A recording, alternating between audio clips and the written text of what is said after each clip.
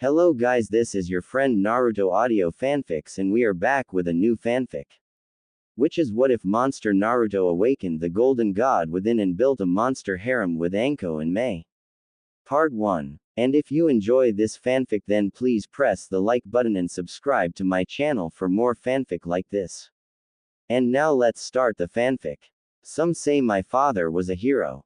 In the eyes of our people, he was nothing but. In the eyes of our enemy, he was a butcher. He cut down the strong, the weak, and everything in between in the name of peace. The line between life and death is more intimate than we humans realize. They both accrue every day, sometimes at the same time. Hundreds of people are brought into this world and hundreds more leave it, and it's impossible to completely manipulate such things that are the unknown. We, humanity, spend our whole lives trying to do just that, live. We cling to the idea that just existing is enough. Life and death, said to be polar opposites. I see them for what they are though. Mine, my father, Namikaze Minato, hero, or monster. Sometimes, the world doesn't need another hero. Sometimes, what it needs, is a monster. My name is Uzumaki Naruto, and I am a monster. A 6-year-old Uzumaki Naruto lay on his back in the cold dank alleyway that his attackers left him in not 5 minutes ago. He was beaten and broken, so much so that his body felt numb. Good. It was better if he couldn't feel the pain right now. He could somewhat hear the faint noises that the still-going celebration was making in the distance, mocking him with its cheery attitude, completely ignorant of his suffering. After a random man walked right into the young blonde, said man decided, after noticing who it was he bumped into, that he was going to relieve some pent-up stress on the village pariah. At some time during the beating others began to join in. Before it ended there seemed to be at least 10 of them. One boy, one child, against 10 adults, an entire village, an entire world. Yet, the small smile on his face never faded, even as the tears rolled down his cheeks to meet the damp ground. It had rained the day before, he had remembered. He wondered if, hadn't the member of the zoo not shown up, would they have stopped like they did? Would they have kept going until he no longer drew breath? He was curious, was all. He always could feel what others felt. He could feel the pain and rage they experienced when they caught sight of him. Just like how he knew they weren't angry at him, but at the thing inside of him. That never stopped them from projecting their anger on his young body though. Did they ever notice that he never resisted? He didn't understand what exactly he housed in his gut, but he was sure that it was the ire of the village. He'd heard the stories of the Kyuubi no Kitsune, the demon, that attacked the village a few years ago. He put 2 and 2 together and figured the red-hot and oh-so-angry feeling in his gut was the supposed destruction incarnate. When he calmed his breathing and focused he could feel the massive aura that was the Kyuubi. He would search for something else, anything else within that storm of rage. He understood the feeling he found completely. Loneliness. Naruto had been all alone since he was born. No parents, no friends, nothing. It was a nightmare, except he couldn't wake up. He was stuck. That never kept him down though, because with his innate ability to feel those around him also came the ability to understand them completely. And when you can understand someone completely, you can't help but love them. And Naruto did. He loved his village, his people, with his entire being. He could connect to others on such a level that if someone paid even a sliver of attention to him, they would realize that the boy was capable of feats no other human was able to perform. He, in the simplest way to put it, was doing the impossible, the unthinkable, the amazing. To connect and understand another's feelings and intentions to such a degree that you could practically understand what the other was thinking was as scary as it was incredible. And that was only the beginning of what Naruto could do with his natural talents. Compared to his other skill set, the empathy was just a small drop in a very large ocean. He had never used his other ability on another living being before, but he knew, the outcome would be terrifyingly effective. Sighing to himself, the little Uzumaki finally stood, already healed of the beating he had received. If his pain caused others joy, even if only slightly, Then he would take it. He was the only person who understood the pain of each individual as much as they themselves did, so it just stood to be true that he would be the only one who could handle their anger. He could and would take it all, the pain, like it was his life's mission. He would do that for his precious village. Dusting off the dirt that now occupied his clothes, Naruto began to walk, where to even he did not know. He felt drawn to something the moment he first stood. Like something, no, someone was calling out for help, calling out for him. They were scared, terrified, and helpless against whatever it was causing their intense fear. It was so strong that it hurt his heart, his soul and whole self. He needed to get to them quickly. He decided to try out an idea he had a few days ago. With the use of his other ability, he thought that it would be possible to run faster than he usually was capable of. Much faster. Pulling in that beautifully bright and unbelievably powerful essence that was all around him, always roaming the world, or was it the world itself, he flooded his body with it to the spilling point. He was now brimming with the unnamed and unknown energy, and he began directing it to his legs. Just like he had thought, his speed doubled. Not enough. He wasn't fast enough, not yet. He forced even more of the energy into his legs, his speed tripling.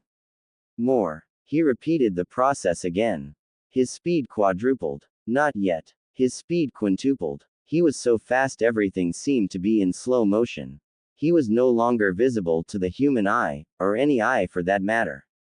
He suddenly came to a complete halt, like he wasn't traveling fast enough to clear the whole village in seconds. He was directly in the path of someone he had never met, or felt, in his village before now. He was in a different uniform than the shinobi of his village, and his forehead protector was not of the leaf as well. With the foreign energy flowing through his body, Naruto could see perfectly in the dark. The man had white bandages wrapped around the top part of his head, his hitai slanted on his face, completely covering his right eye from the world with a black piece of string holding it all together. He had brown hair, if his brown facial hair was anything to go by. And he was tall, a lot taller than the blonde. Naruto immediately recognized the small form that was held in the man's left arm as the person he felt. He could still feel their fear even now. He wanted to change that, immediately. The man looked down on the small boy in front of him and snarled, "Out of my way, runt." The head ninja of Kumo barked. Naruto was silent for a moment, too angry to even move his body. He had felt the unknown man when he arrived and he now knew his intentions. He was taking what was not his to take. He was condemning an innocent and, what he now knew, gentlest girl he'd ever felt to a life of servitude and abuse. He knew the man thought of her as nothing more than a pawn, a means of reproducing powerful and, if her eyes were anything to go by, special shinobi. Naruto truly despised this man. He was the scum of this earth. Something inside Naruto clicked. He knew what he had to do. He could now feel and understand himself. He knew what he was now. The dark-skinned shinobi vaulted over the child in front of him, knowing that time was against him. He had no time to deal with someone who was in the wrong place at the wrong time. He kept running, making decent distance, until he was stopped once more. Again, the blonde-haired boy suddenly flashed in front of him, almost too fast for him to react to. In the back of his mind, he was worried just how strange it was for someone so young to be so fast. He snarled, and went to grab a kunai from his pouch to dispense with the nuisance. That's when he felt it. Naruto's hand raised into the air, ignoring the man's attempt to bring out a weapon, and began to do the impossible. The world, which was the only way he could describe it, began to twist and turn, producing the same energy that was currently occupying his body. However, now it was different, more refined, sharper, and tangible. From the very air itself, bright golden, the same color as his eyes, particles began to appear, floating in the sky above him. With the flick of his wrist, the particles stirred, slowly rotating, grinding itself in a circular motion, enthusiastically obeying its master's whims. The grizzled man's eyes widened, He didn't exactly know what was happening, but he was able to understand that it wasn't all that good for his health. It was supposed to be dark out, being well past sundown, but with the golden matter that was flying around, the sky was ablaze in a molten gold fury. It briefly passed through the head ninja's mind that, for a moment, it had looked like the heavens themselves opened up to bring forth their wrath on him. It was the most terrifyingly beautiful thing the seasoned Jonin had ever seen. Naruto's hand shot open, spreading his fingers in the air. That's when the particles took form, mimicking his right arm, the spread fingers and all, just in a much larger proportion. It looked like it was the right hand of God more than a small child's anger. Naruto gave one more soul-piercing glare at the man, their eyes meeting for mere seconds. In those chaste moments, the head ninja had thought the boy could actually see his soul for what it was, tainted. He had never felt sheer terror like this before. So why was it so serene? For a moment, the Kumo nin wondered why he wasn't moving, why he wasn't cutting this strange child's throat and vanishing into the night. And then he knew, with a strange, detached realization that he couldn't. Whatever the thing in the sky was, it demanded all his attention. Not even the fear of being caught by the Konoha shinobi could spur him. The Uzumaki could feel the familiar presence of who he guessed was the girl's father. Familiar as in he had felt the man before, he had by now memorized all of Konoha's citizens. He nodded at the man, and the older Hyuga wasted no time to leap forward and scoop his daughter in his arms. Once he leapt back out of the way, Naruto had no reason to wait anymore.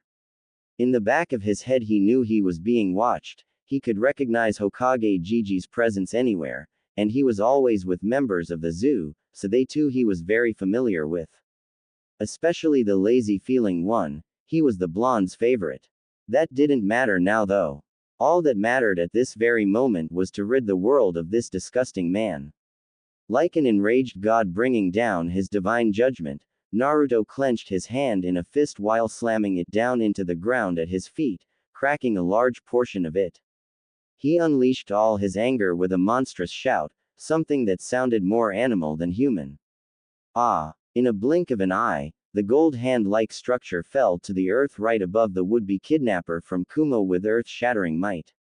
All the shinobi present actually had a hard time withstanding the blast, using a large amount of chakra just to stay in place and upright. The power behind the attack had to be equivalent to 20 or 30 explosive tags going off at once. It was a terrifying sight.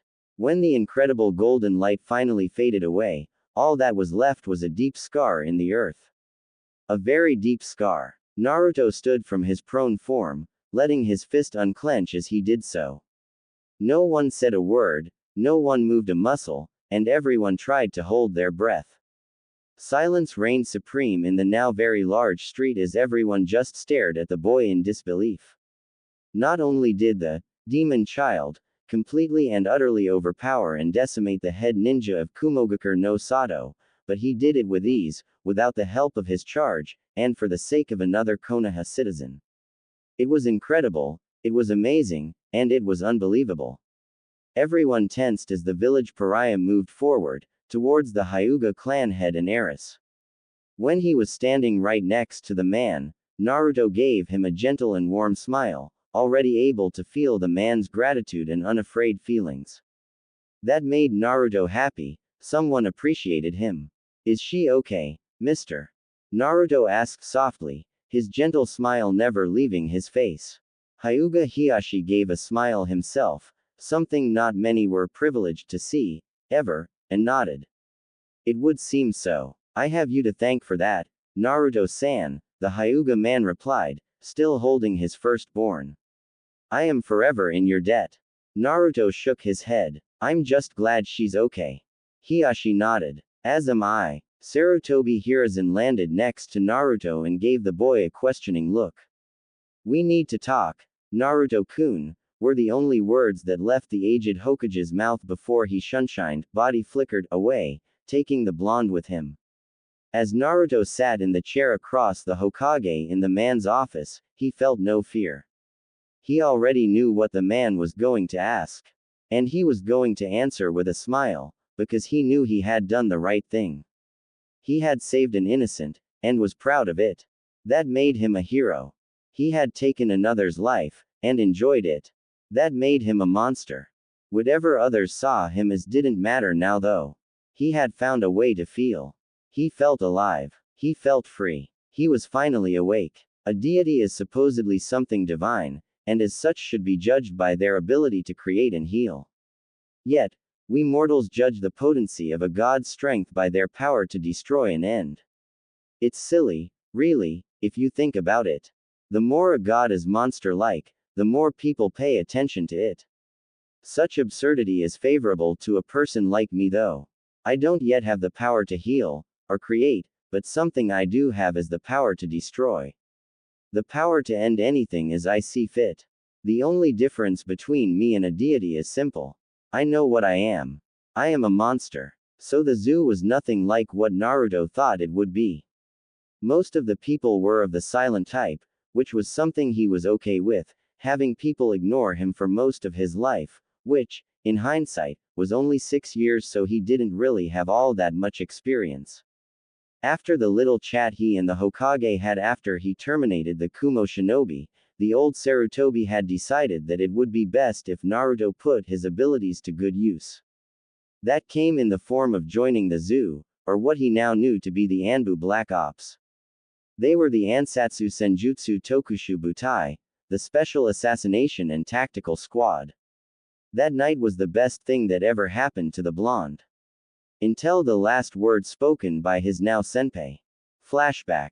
Naruto could feel what the Hokage was feeling, anxiety. He had seen a boy of only 6 years annihilate with extreme prejudice the head ninja of Kumo. The man was the ambassador of peace for the cloud, and he was a strong Jonin in his own right. The fact that Naruto had done away with him with what looked like ease made him very uneasy. Gigi, I can feel what you're thinking, just ask. I'll tell you the truth, honest. Naruto finally broke the awkward silence in the Hokage's office.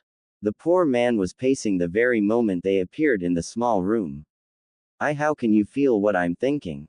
Hiruzen asked, baffled that the boy was claiming to have the ability to read minds. Were his thoughts not safe now? When the Uzumaki laughed, the Lord Third felt like he was the child. I can't exactly hear your thoughts, Gigi, that's impossible. Naruto admitted. It's kind of hard to explain. The blonde trailed off, rubbing his chin with his right hand. It's like I'm connected to, well, everything. That's the only way I can describe it. At his grandfather figure's confused expression, Naruto explained a little better. When people are upset, I can tell. Naruto elaborated. And not just tell, but tell why. He continued, trying his best to describe what he could do. And how long have you been able to do such a thing? And why did you say everything instead of just people? The Sarutobi asked, wanting more. For how long? It's been since I could remember, he said, still rubbing his chin. For why I said what I did, that's because it's not just with people. Animals and plants, really anything, as long as it's living. I guess I could say I'm connected with life. Here, Sarutobi noticed Naruto's eyes widen.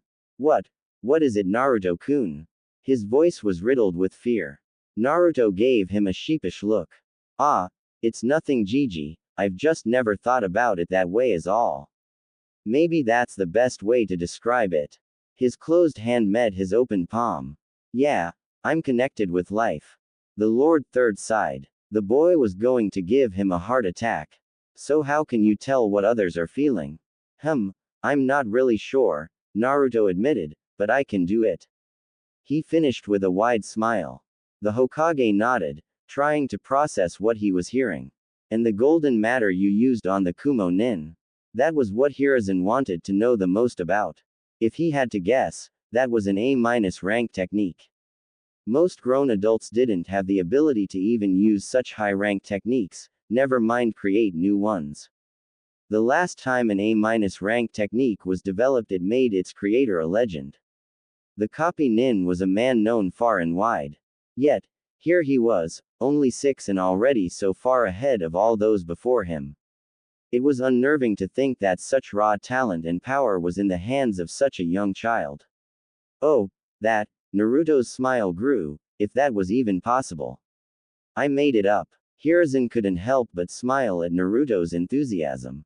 What exactly was it? He needed to be the Hokage right now, not the boy's surrogate grandfather. Naruto chuckled awkwardly. Don't really know that either. Sarutobi sighed. Did the boy know anything about his own abilities? The way he could use them said he did, but that, surprisingly, was not the truth. Can you tell me anything about it? Anything at all? He asked, needing to know what the boy knew. Naruto nodded. Yeah, I can describe how I do it. When Hiruzen nodded, the boy continued. There's this kind of feeling in the air, like a constant energy that's always around me. I don't know why others can't feel it and I can, but I do know that it's there. He can't mean natural energy. The Hokage thought to himself. There's no way someone could be born able to feel it, right? When his Gigi didn't reply, he continued. When I need it, I can pull the energy into myself. When I do, a lot of stuff happens. He held up one finger. My body becomes tougher. 2 fingers, I get a whole lot stronger. Like yesterday, I lifted an entire tree out of the ground. 3 fingers, I get faster. I think I can outrun anyone in this whole village. Sarutobi highly doubted that. There were a lot of fast ninja in Konoha, but he didn't voice his thoughts. 4 fingers. I can feel others more, and farther away, too. Hiruzen's eyebrows climbed up into his hairline. This kept sounding more and more like natural energy by the minute. 5 fingers. And I can control and shape the energy around me. That's the gold dust stuff you saw forming the arm. Now that did not sound like something any sage the Hokage ever heard of being able to do. Naruto-kun, I believe you were born with the amazing ability to use natural energy, something only a sage is capable of doing. Hiruzen informed with a smile on his face. There is only one other person in this world that can use the sage arts, and that's my pupil, Jiraiya. Naruto shot up out of his seat. You mean I can use the same power as one of your students? He half asked, half yelled, excitement evident in his voice. Hiruzen nodded. It would seem so. But whereas he had to be taught the sage arts, you were born able to use them. Another smile ghosted the elderly man's lips. It's truly remarkable. Naruto nodded, a 1,000-watt smile plastered to his face. So what now, Gigi? He asked, eager to learn more. Hiruzen thought on it for a moment. What was he going to do with the boy? He definitely needed to contact Jiraiya and have him come home. He needed to know of this mind-blowing discovery. He also wanted to train the boy. He knew he would become someone more powerful than even his father. Having a hand in teaching such a person would be a gift in and of itself. Throwing him into the academy would be a shame. His talents would be wasted in that environment. What could he do? An idea began to form. With a snap of his fingers, a man dressed in black clothing, gray armor, and a white face mask, a member of the zoo, appeared from within the shadows. It wasn't a surprise to Naruto, having felt the man's presence the moment he arrived shortly after them. He knew the man as the lazy one, his favorite zoo member. The shock of gravity-defying silver hair just confirmed this. Inu, do you think you have room in your cell for one more? It was worded as a question, but it wasn't intended as one. When the god of shinobi spoke, you listened, no matter what you were asked of. Discreetly, of course. No one besides you will know his true identity, and only your team will know that he's even in Anbu. He added, never taking his eyes off of the Uzumaki. Naruto could feel the man's reluctance, and was intrigued that it didn't come in his dislike of either his age nor his burden, but something else, something personal. Why did the lazy one care for him?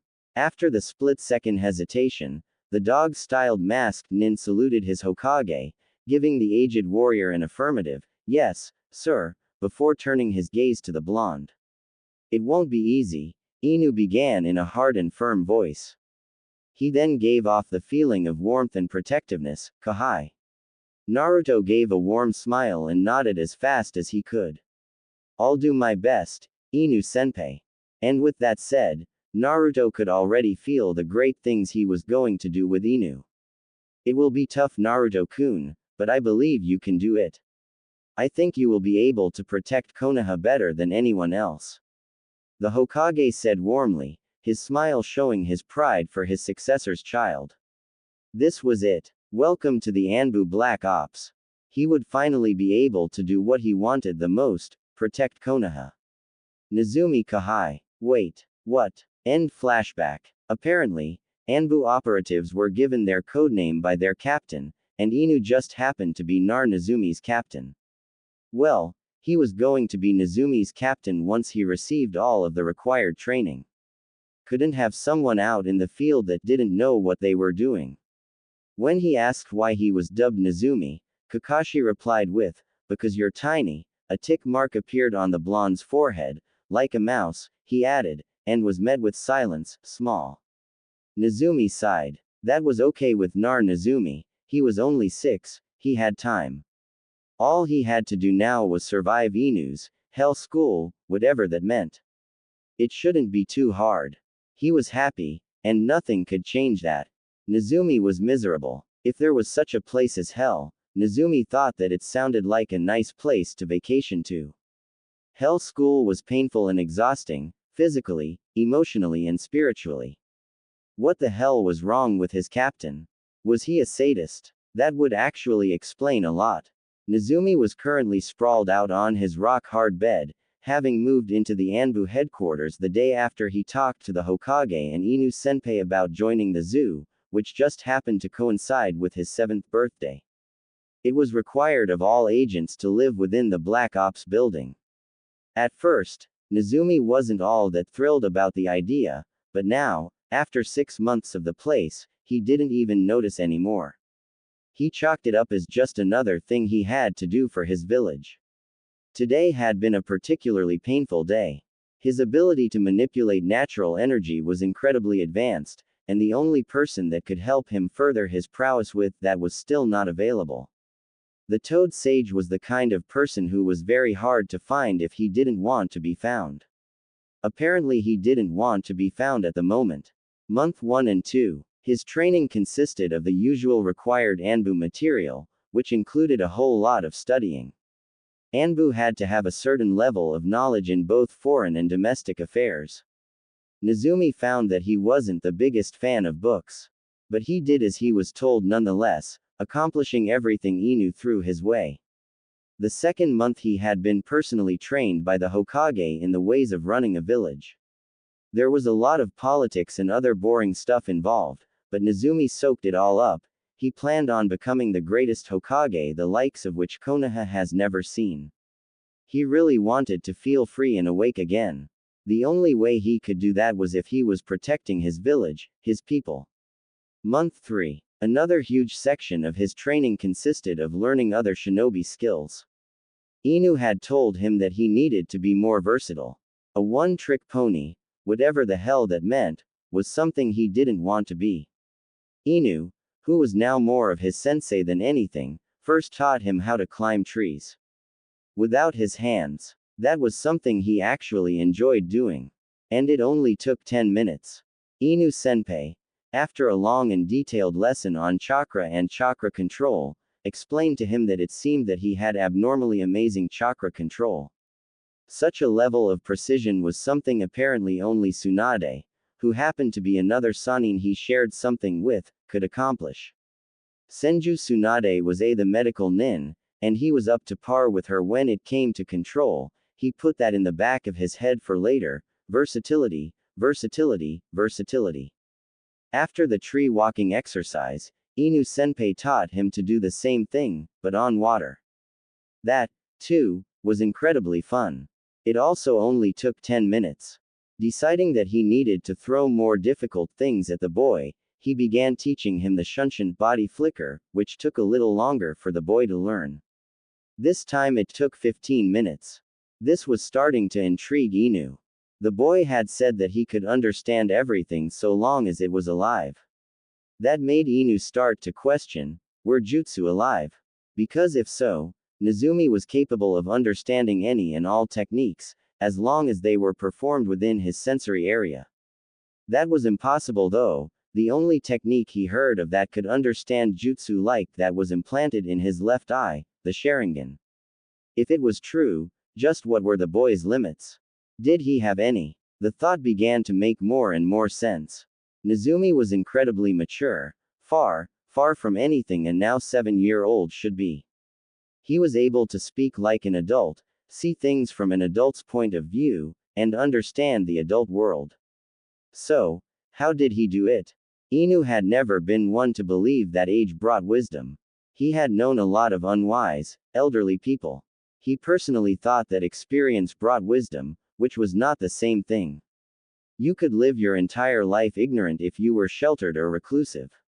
Obviously though, a 7-year-old, no matter how hard their life may be, did not have the required experience to be so wise in the ways of the world. Something else allowed him to be so mature. That something had to be his empathy ability. If he could truly understand others, then he had to have started understanding their feelings.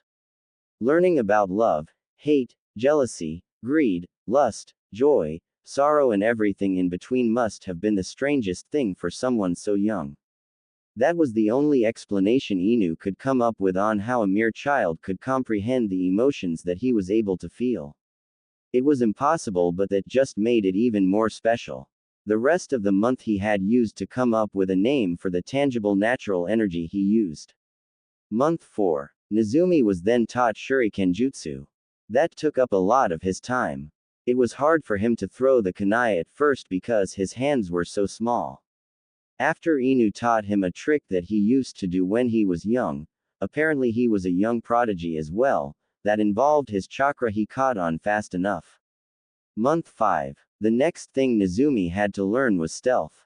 He was a little nervous about it at first, but after a couple of weeks he got the hang of it. Then it was Kenjutsu training. After the first day Inu thought he had finally found something the kid wasn't good at. He realized how wrong he was a week later. The cut on his back still stung from that. Month 6. As of late, Nezumi learned a lot of ninjutsu, finding it to be his favorite.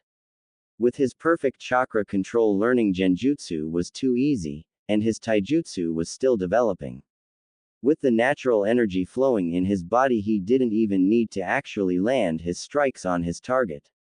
Ninjutsu, however, interested Nezumi the most.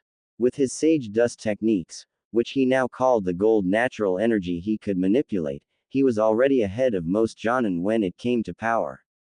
But he couldn't solely rely on it, one-trick pony and everything. So the Hokage and Inu began to teach him elemental ninjutsu. The blonde's affinities were wind and fire, which also was special. He didn't have a Kekkei Genkei bloodline limit, not really, so the fact that he already had 2 affinities that complemented each other, was amazing. That's why the Uzumaki was so exhausted at the moment. Inu Senpai knew a lot of ninjutsu, as did the Lord Third, and they was making sure to drill as many into Nezumi as possible. His body was sore and limp, and he loved every moment of it. It reminded him that he was gaining the strength to do what was needed to be done. Things were going to change when he got out of these walls. Konoha's enemies would think twice before striking. Her people would know peace. Nezumi would be a hero. Even better, Nezumi would be a monster. It had been a whole year since he joined the zoo, and Nezumi had finally been cleared, field ready. He was nearing 8 now, and he was a certified member of the Anbu. He was nervous now though. Today was the day he met the rest of Captain Inu's team. He understood Inu's words when he said it would take the team a while to warm up to him. He was the youngest Anbu agent the elemental nations had ever seen. The others just needed to be positive that they could rely on him to watch their backs. They could. Inu had been extremely happy that he and the blonde were the same, patriots to the core, but still cared about the lives of their fellow citizen above all else. When Kakashi told him that those who abandoned the mission were considered trash, but those who abandoned their friends were worse than trash. Nezumi loved the saying so much that he asked if he could live by it as well. Kakashi, of course, said yes. He didn't even have to ask. The rate at which the blonde was able to learn and process, well, anything, was amazing. Inu didn't know of anything the boy couldn't do. He thought Nezumi was strong at first, but after Jiraiya had finally shown up, Inu prayed he never defected. Having to fight that would be bad for anyone's health. They'd die, plain and simple. He wasn't invincible though, and Inu was happy that the blonde realized that. Anyone could fall when arrogant or outnumbered. Nezumi took a deep breath. Here we go, he whispered, pushing through the double doors of Team Ro's designated lounging area. He was immediately met with stares. There was a small boy in a standard Anbu uniform and they didn't like where this was going. The Uzumaki agent took in his surroundings for a moment. The room was of medium size and Spartan. All there was were gray walls and 3 very large black couches. The couches were set up so that they were connected, and a long glass table was centered in the middle of them. Ah, Nezumi Kahai, you made it. Inu called out over the palpable silence. Come here, I'll introduce you to everyone. Nezumi gulped, but obeyed nonetheless. Yes, sir. When the blonde made it to his captain, Inu put a hand on his shoulder. Everyone, I'd like you all to meet Nezumi. He's going to be assigned to Team RO for a while. No one said anything, but they didn't have to. Nezumi could feel what they thought of him. Great, we're stuck with some brat. What is the Hokage thinking? Hey, isn't that? No, it couldn't be. That last one almost made Nezumi flinch, but he stayed composed. I hope we can work well together. The blonde bowed. Inu cleared his throat. Right, well, let's report to Hokage-sama. I think it's about time for the newbie to take on his first mission. Nezumi gulped. 2 months. It had been 2 months since he joined Team RO and they still treated him like trash. He was officially the team's censor and not a frontliner, which is what he wanted to be, and the missions they carried out had little use for his abilities. He did spot an enemy ambush 2 weeks ago, but apparently that wasn't something that warranted much respect. He had been training for so long and he still couldn't wake up. It was somewhat annoying. Nezumi was currently sprinting through the forests that occupied the border of Hai no Kuni and Tsuchi no Kuni with Tora and Usagi, 2 of the people who disliked him the most. Inu Taicho said that if he worked with them more that they would have to warm up to him sooner or later. Nezumi highly doubted that but followed orders all the same. The 3 of them were doing a simple border patrol, making sure everyone stayed in their own countries. Simple enough, right? Nothing was ever simple. Nezumi signaled to the 2, stopping their fast-paced travel. What is it, kid? Tora asked, annoyed that the blonde was holding them up. 2 people are headed right for us. He signed in Anbu code. They aren't friendly either. He took another second to analyze the incoming shinobi, trying to understand what it was he was feeling. His eyes widened. Shit, he whispered, causing his comrades to take defensive stances. What they heard in his voice made them wary. What was going on? They must have felt me as well, the blonde thought to himself. If Tora and Usagi die because of me. Get out of here you two, Nezumi whispered. His tone was serious. The only female of the group, Usagi, spoke up. Look kid, no matter how special you think you are, you can't just order your senpais around. She was giving off an annoyed emotion, Nezumi could tell. You're still just a brat. The blonde sighed. Were these people ever going to show him respect? So far Inu was the only person to welcome him into the fold. Usagi-senpai, there are 2 Jinchuriki on their way from the direction of Tsuchi no Kuni. He informed them. They have probably felt my Biju's presence and decided to investigate. He could feel their fear. Don't worry. They're here for me, not you. He tried to calm them. Go. If I don't return, then Konoha will know where they stand with Iwa. He felt their disbelieving minds. You're going to sacrifice yourself for us? Tora asked, astounded. It was no secret that both he and Usagi hated Nezumi, so why the hell was he doing this? Why? The two ANBU's hearts almost broke when he took his mask off and smiled at them, of all things. Because we're comrades. You'd do the same for me if it was the other way around. Nezumi sometimes wished he couldn't feel people's hearts. No, we wouldn't. Nezumi steeled himself. Anbu didn't cry. Now go, he repeated, this is my fight. And with that, he turned around and took off in the direction of the fast approaching Iwanin. It was a warm and sunny day, the complete opposite of what it should have been. He was sacrificing himself for people who didn't even see him as a person. He just couldn't bring himself to care though. This was it. Time to wake up. It had taken hours to regroup with Inu Taicho and the rest of the squad, but when Usagi and Tora explained what had transpired earlier in their border patrol, they regretted it. You're worse than trash now. Inu's cold voice hit Tora and Usagi like an enraged tsunade. How could you just leave him to die like that? The worst part about it was that he wasn't even yelling at them. He was speaking in a soft and very scary voice. But Usagi tried to defend herself but couldn't think of anything to say. They had abandoned someone who truly cared for them.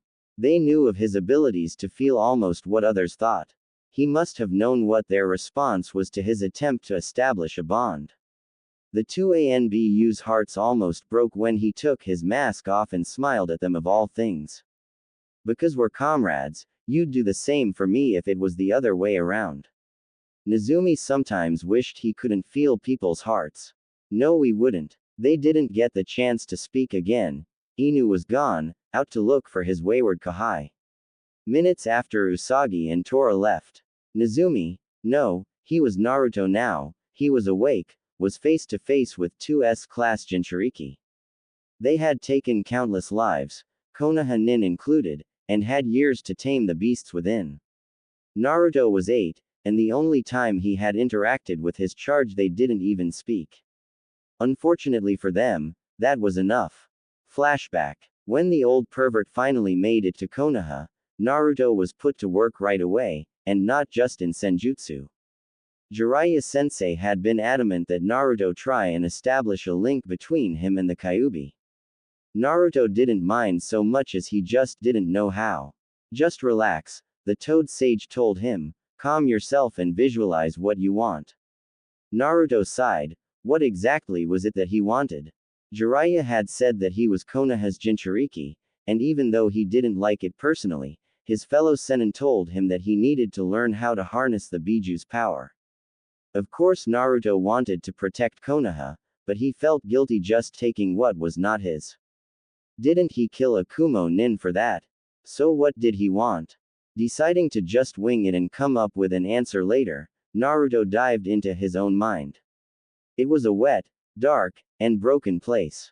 So nothing unusual. A long corridor, what looked like an underground sewer of sorts, stretched out from both behind and in front of him. Water dripped from the ceiling and the walls were cracked.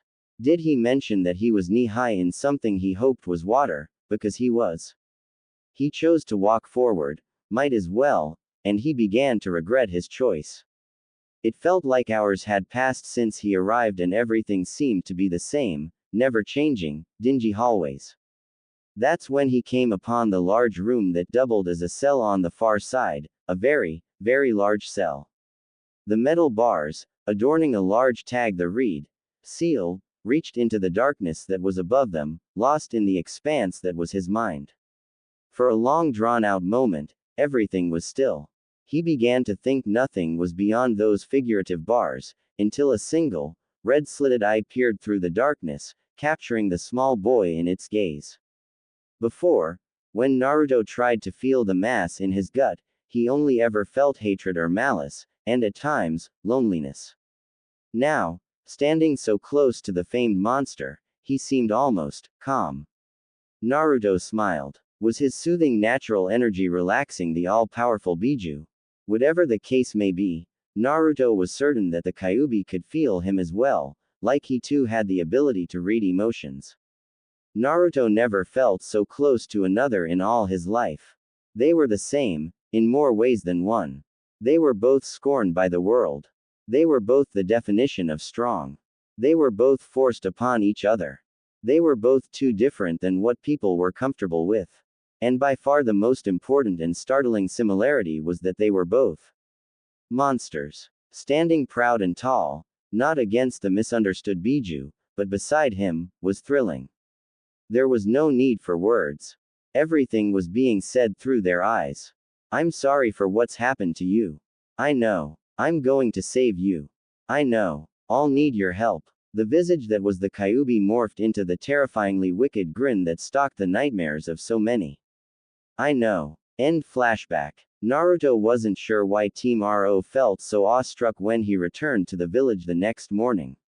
He's in tattered and scorched rags, a sure sign of battle. Even Usagi and Tora felt like they were relieved and happy. His face mask is nowhere to be seen and he's covered head to toe in soot. That was strange, but Naruto was never one to look a gift horse in the mouth. What happened to you out there? Still he was disappointed in himself. One got away. Kakashi stored his observations away for after what was to come. Before he could think more on that line of thought, Tora and Usagi approached Naruto. He wasn't awake anymore, he was Nezumi now. The two approached Nezumi with a small bit of trepidation in their step. No, he didn't want them to fear him. That's when he realized it. We apologize for being worse than trash, Nezumi Kahai. They both shouted simultaneously, their heads lowered in a deep bow. They weren't afraid of him. They were upset with themselves for abandoning a teammate. They accepted him. Nezumi's heart jumped. Was it finally that time? Was he now noticed as important? If you have it in you to forgive us, we promise to treat you with the respect you deserve. Usagi begged. I would be proud to work alongside such an amazing comrade. Tora added. That was it, the word he was waiting, craving to hear. It was that time after all. He was finally a part of Konoha, small as it may be. He was being recognized as a comrade and not someone not even worth the oxygen he consumed. Nezumi chuckled. You guys look silly bowing your heads to an 8-year-old. Usagi and Tora raised their heads. Of course I'd like to work with you. Here he spread his arm out, motioning to the rest of the members, all of you, if that's okay. The smile on his soot-covered face was all the gathered members of Team RO needed to break into cheers of approval. The kid was all right in their book. Naruto could feel it, all of the accepting hearts and minds of his team.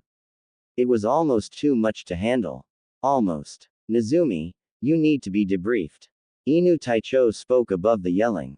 The Hokage needs to know what happened during the time you were Mia. The cheers died down, but the emotions still filled the air, and that was enough.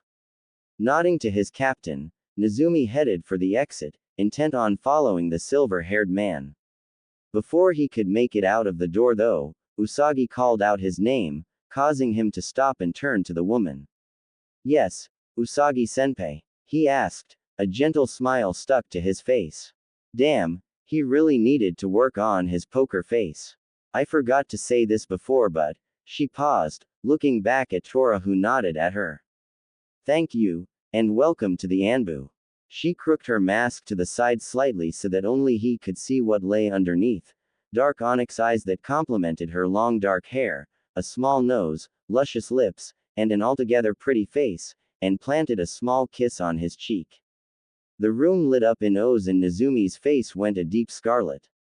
He was also pretty sure he had an incredibly stupid grin plastered to his face too, but he didn't care.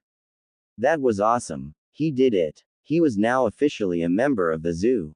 Having heard the happenings that his newest operative explained, in great detail, about the death match he had with two people he was unfortunately familiar with, had the Lord Third Hokage nervous. Seeing the subsequent head of Yoden no Roshi laid out on his desk, unsealed from the scroll said operative put it in after he managed to defeat and kill the powerful man scared him further. What couldn't this boy accomplish? Gigi, about the Yonbi, the soot-covered blonde even looked nervous here. We need to talk. His eyes dragged over to where he could feel the ever-present Anbu watching their leader closely. In private, his voice was riddled with concern. Great. What now? A war zone is a place someone like me can thrive in. Opposing sides fight to the death to claim the victory. Everyone on the opposite side is fair game, all of them must die. Monsters like me are the star players in the game that is war. It's a place we can feel alive, free, awake. I never thought I would have the privilege to not only witness one of these ridiculous bouts, but help bring about the fall of the very person who started one. I'm elated that I was wrong. Greetings, war-torn Mizu no Kuni. A monster has arrived to set you free. Me. The shores that made up the coast of Mizu no Kuni were heavy with fog. The sun was nowhere in sight, and the air was thick with moisture. It felt like it could rain any minute now. The small fishing village the four-man cell arrived at was said to belong to the resistance. The war between them and the Lord Fourth Mizukage was heavily reliant on territorial dominance. Mizu no Kuni was made up of several islands, all centering the country's hidden village, Kurigakure no Sato, which was currently in the hands of the tyrant known as Yagura. The man was leading a crusade to purge the bloodline users from Mizu. It was said that he thought them to be too dangerous to let live, so decided to kill his own people out of fear. Hundreds of thousands had already been slaughtered, and many more still lived in fear of his genocide. The other nations all decided to stay out of Mizu's business, letting them handle their own domestic affairs. The bloody and crippling civil war finally reached the Land of Fire's citizens, in a way. A small scientific expedition into the waters that bordered Hai no Kuni and Mizu no Kuni turned into a massacre. The group of 6 civilian scientists, not a shinobi in sight, was captured by the Mizukage's forces and executed on the false charges of espionage. Konoha received their heads a week later, courtesy of the Mizukage himself. Yagura was a fool, because now Konoha had him in her sights. She cried for his blood, and his blood she shall be given. The Mizukage was playing a dangerous game by poking the sleeping dragon that was the god of shinobi's wrath. That's why the Lord Third ordered a small contingent of Rohan to join the resistance and strike at Yagura directly. Taking a deep breath of the cold, salt air-riddled afternoon air of the shoreline, Nezumi glanced at the captain of their newest assignment, Neko Senpai. The woman had long beautiful purple hair, and that was all that Nezumi knew about the cat-masked operative. She was an Anbu through and through, she never took her mask off, at least since he joined the Corps 2.5 years ago. Nezumi knew better though, she was a warm person and thought the same as he and Inu Taicho, the team was just as important as the mission. That made it easier for him to suddenly be under her command. To his left was the official, youngest Anbu agent in Konoha, Karasu, his best friend. The crow-masked operative joined the fold half a year after the little incident that caused Team RO to finally accept him. It came to no surprise to Nezumi that Karasu entered the Black Ops, the things the blonde felt coming from the young Uchiha amazed even him. He was strong, obviously, but his mind and heart made Nezumi instantly want to befriend him the moment he walked into Rohan's changing room. Being the closest to him in age was a factor too. After a few missions together, the two became quick friends and were usually paired together. Team RO had been a little more accepting when the 10-year-old joined. After working with an 8-year-old juggernaut made sure they'd never judge someone by their age again. Crouching next to Karasu was the newest member of Rohan, Saru. It was strange, first Karasu, and now Saru called him Nezumi Senpai. He was too embarrassed to refer to them as Kahai though, he was only 10 now. They were both at the very least 2 years older than him. Saru had shown a lot of respect to Nezumi right away, and that confused him greatly. The monkey-masked man had explained that he was somewhat of a celebrity among the younger operatives at HQ, even if it was just a rumor. A child with the strength of an entire army was what they described him as, and some even said that he was invincible. Nezumi was less than pleased about the rumors. His status as an operative was top secret, he was the Hokage's personal shadow, a silent defender. He didn't mind fame, but his Hokage had wanted him to be a whisper, not a poster boy for the village. They had Itachi for that. Of course, Saru was in his mid-20s, but that was apparently young enough to look up to the legend that was slowly coming forth. His thoughts were interrupted. Nezumi, find the resistance, we need to meet up with them and explain Hokage-sama's orders. Neko spoke, giving her first order as a captain. Nezumi nodded, already doing what he was told. The village was small and not a lot of people resided in it. That made it incredibly easy to lock onto the strong chakra signatures that he was sure belonged to the resistance. Done. They're not far from here, just northeast of this position, 10 minutes I'd say. Nezumi replied, waiting for the next orders to be given. Lead the way. She said, confident in his abilities. Having worked with the young blonde for the better part of 2 years made her a firm believer that he was in a league far out of her reach. She was just glad that he was letting her run the show. Someone else that knew that they were the greater would have given her trouble during the entire assignment. That's why she respected Nezumi. He was far from arrogant and loved to cooperate with his team, always listening to orders and offering help whenever it was needed. Yes, Captain. And with that, he took off in the direction of the higher than average chakra signatures, leading the cell for the short duration. He took in the sights of the village as he raced across it. There were a lot of shops, and the ground of the shopping district was made of cobblestone, different. The people here looked so sad, and the young Anbu operative could feel their suffering. Good. Now he had more of a reason to fulfill his Hokage's orders. Yagura had to die. Like he said, it only took 10 minutes before they reached a seemingly random hut at the edge of a dock. Nezumi knew better. He could feel the shinobi below them. No one could escape his sensing capabilities. He was the greatest sensor in the village after all, able to feel the emotions and intentions of anyone in his range, which was incredibly large. Nodding to Neko, the mouse-masked boy fell back, allowing the woman to take the lead again. Stretching her arm out to rasp against the wooden door, she was cut off by a burly man with long black hair. State your business, Konoha Nin. I've done nothing wrong, and you have no jurisdiction in this part of the world. His voice was gruff, matching his appearance perfectly. The scar that ran across the bridge of his nose reminded Nezumi of a chunin he knew to work at the academy. He didn't know the man's name, but he knew that if he went to the academy, he would want that man to be his instructor. He had a good heart. Neko chose her words carefully. We've come on the behalf of the Lord Hokage. We have jurisdiction anywhere we so please. She gave the man a respectful nod of her head. Konoha wishes to help wash away the red from the waters. We're here to clean house. There it was. The code the resistance used to identify friendlies. That little piece of information was invaluable to them. Without it, the resistance wouldn't have let them anywhere near their plans. What they say about Jiraiya must be true. The man was a master spy. Wait here for a moment, was the man's reply, disappearing from the door to enter the small shack. 5 minutes later, the man returned and ushered them into the hut, which would have looked strange to onlookers. The hut looked like it could only fit 2 of them in at the same time.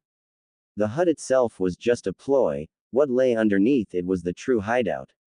The underground tunnel was very large. An experienced Doden user must have had a hand in creating it. The tunnel stretched out for a small distance, which led out in an even larger room. There were people scurrying about like worker bees. Nezumi chuckled. It was like a hive. So that must mean the absolutely beautiful woman with long, auburn hair sitting at the very large table in the center giving him a predatory glare like he was her prey was the queen. This should be fun, he thought to himself before joining Neko and the rest of the team in making their way to the obvious leader. The smirk on her face kind of excited Nezumi.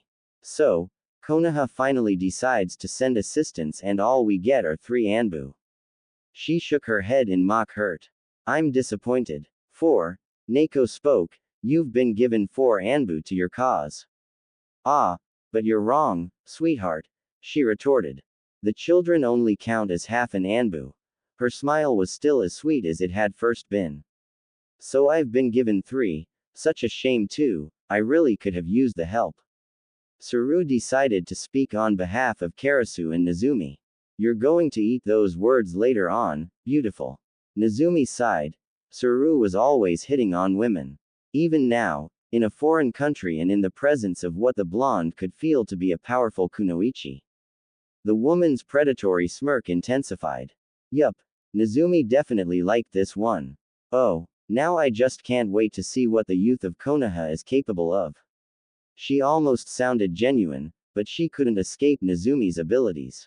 No matter how good of a liar she was. Our Hokage has given us orders to shadow the resistance and assist in any and every way possible. Our goal is to get Yagura alone with Nezumi here. She informed the woman, gesturing to the smallest member of the cell.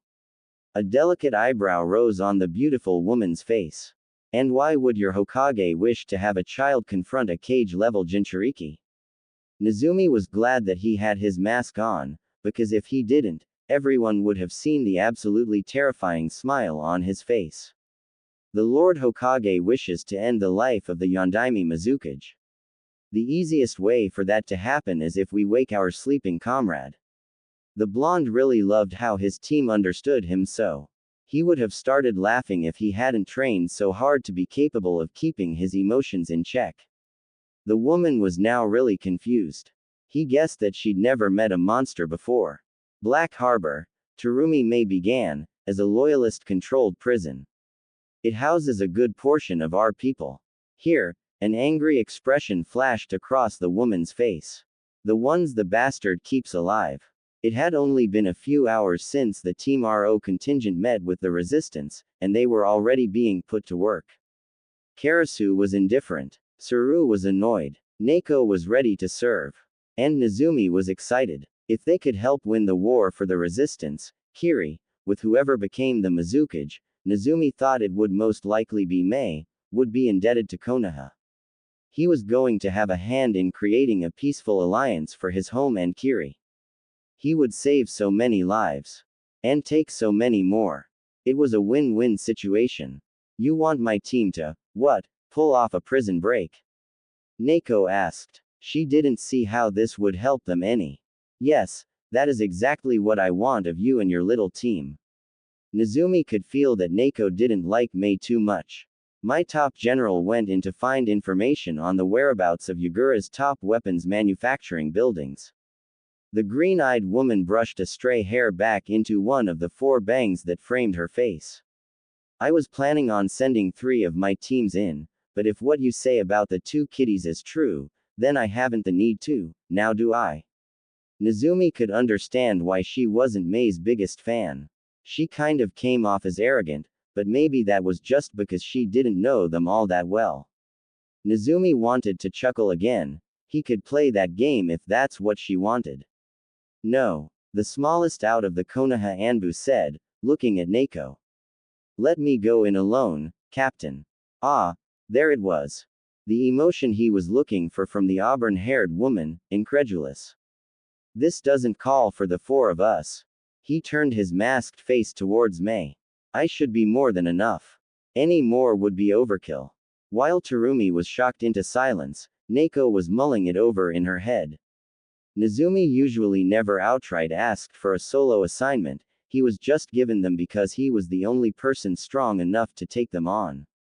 So why was he doing so now? That's when she realized what he was thinking. The resistance didn't trust them, and worse, they thought they weren't capable. That little genius. He had worded it as a suggestion, giving her the authority to make the decision. He knew she was worried that he would try and take over, and to squash those thoughts, he showed she had seniority in front of the others. He also knew that the only way for the resistance to realize just how valuable the team was, they needed to be shown that they were more than capable of fighting the good fight.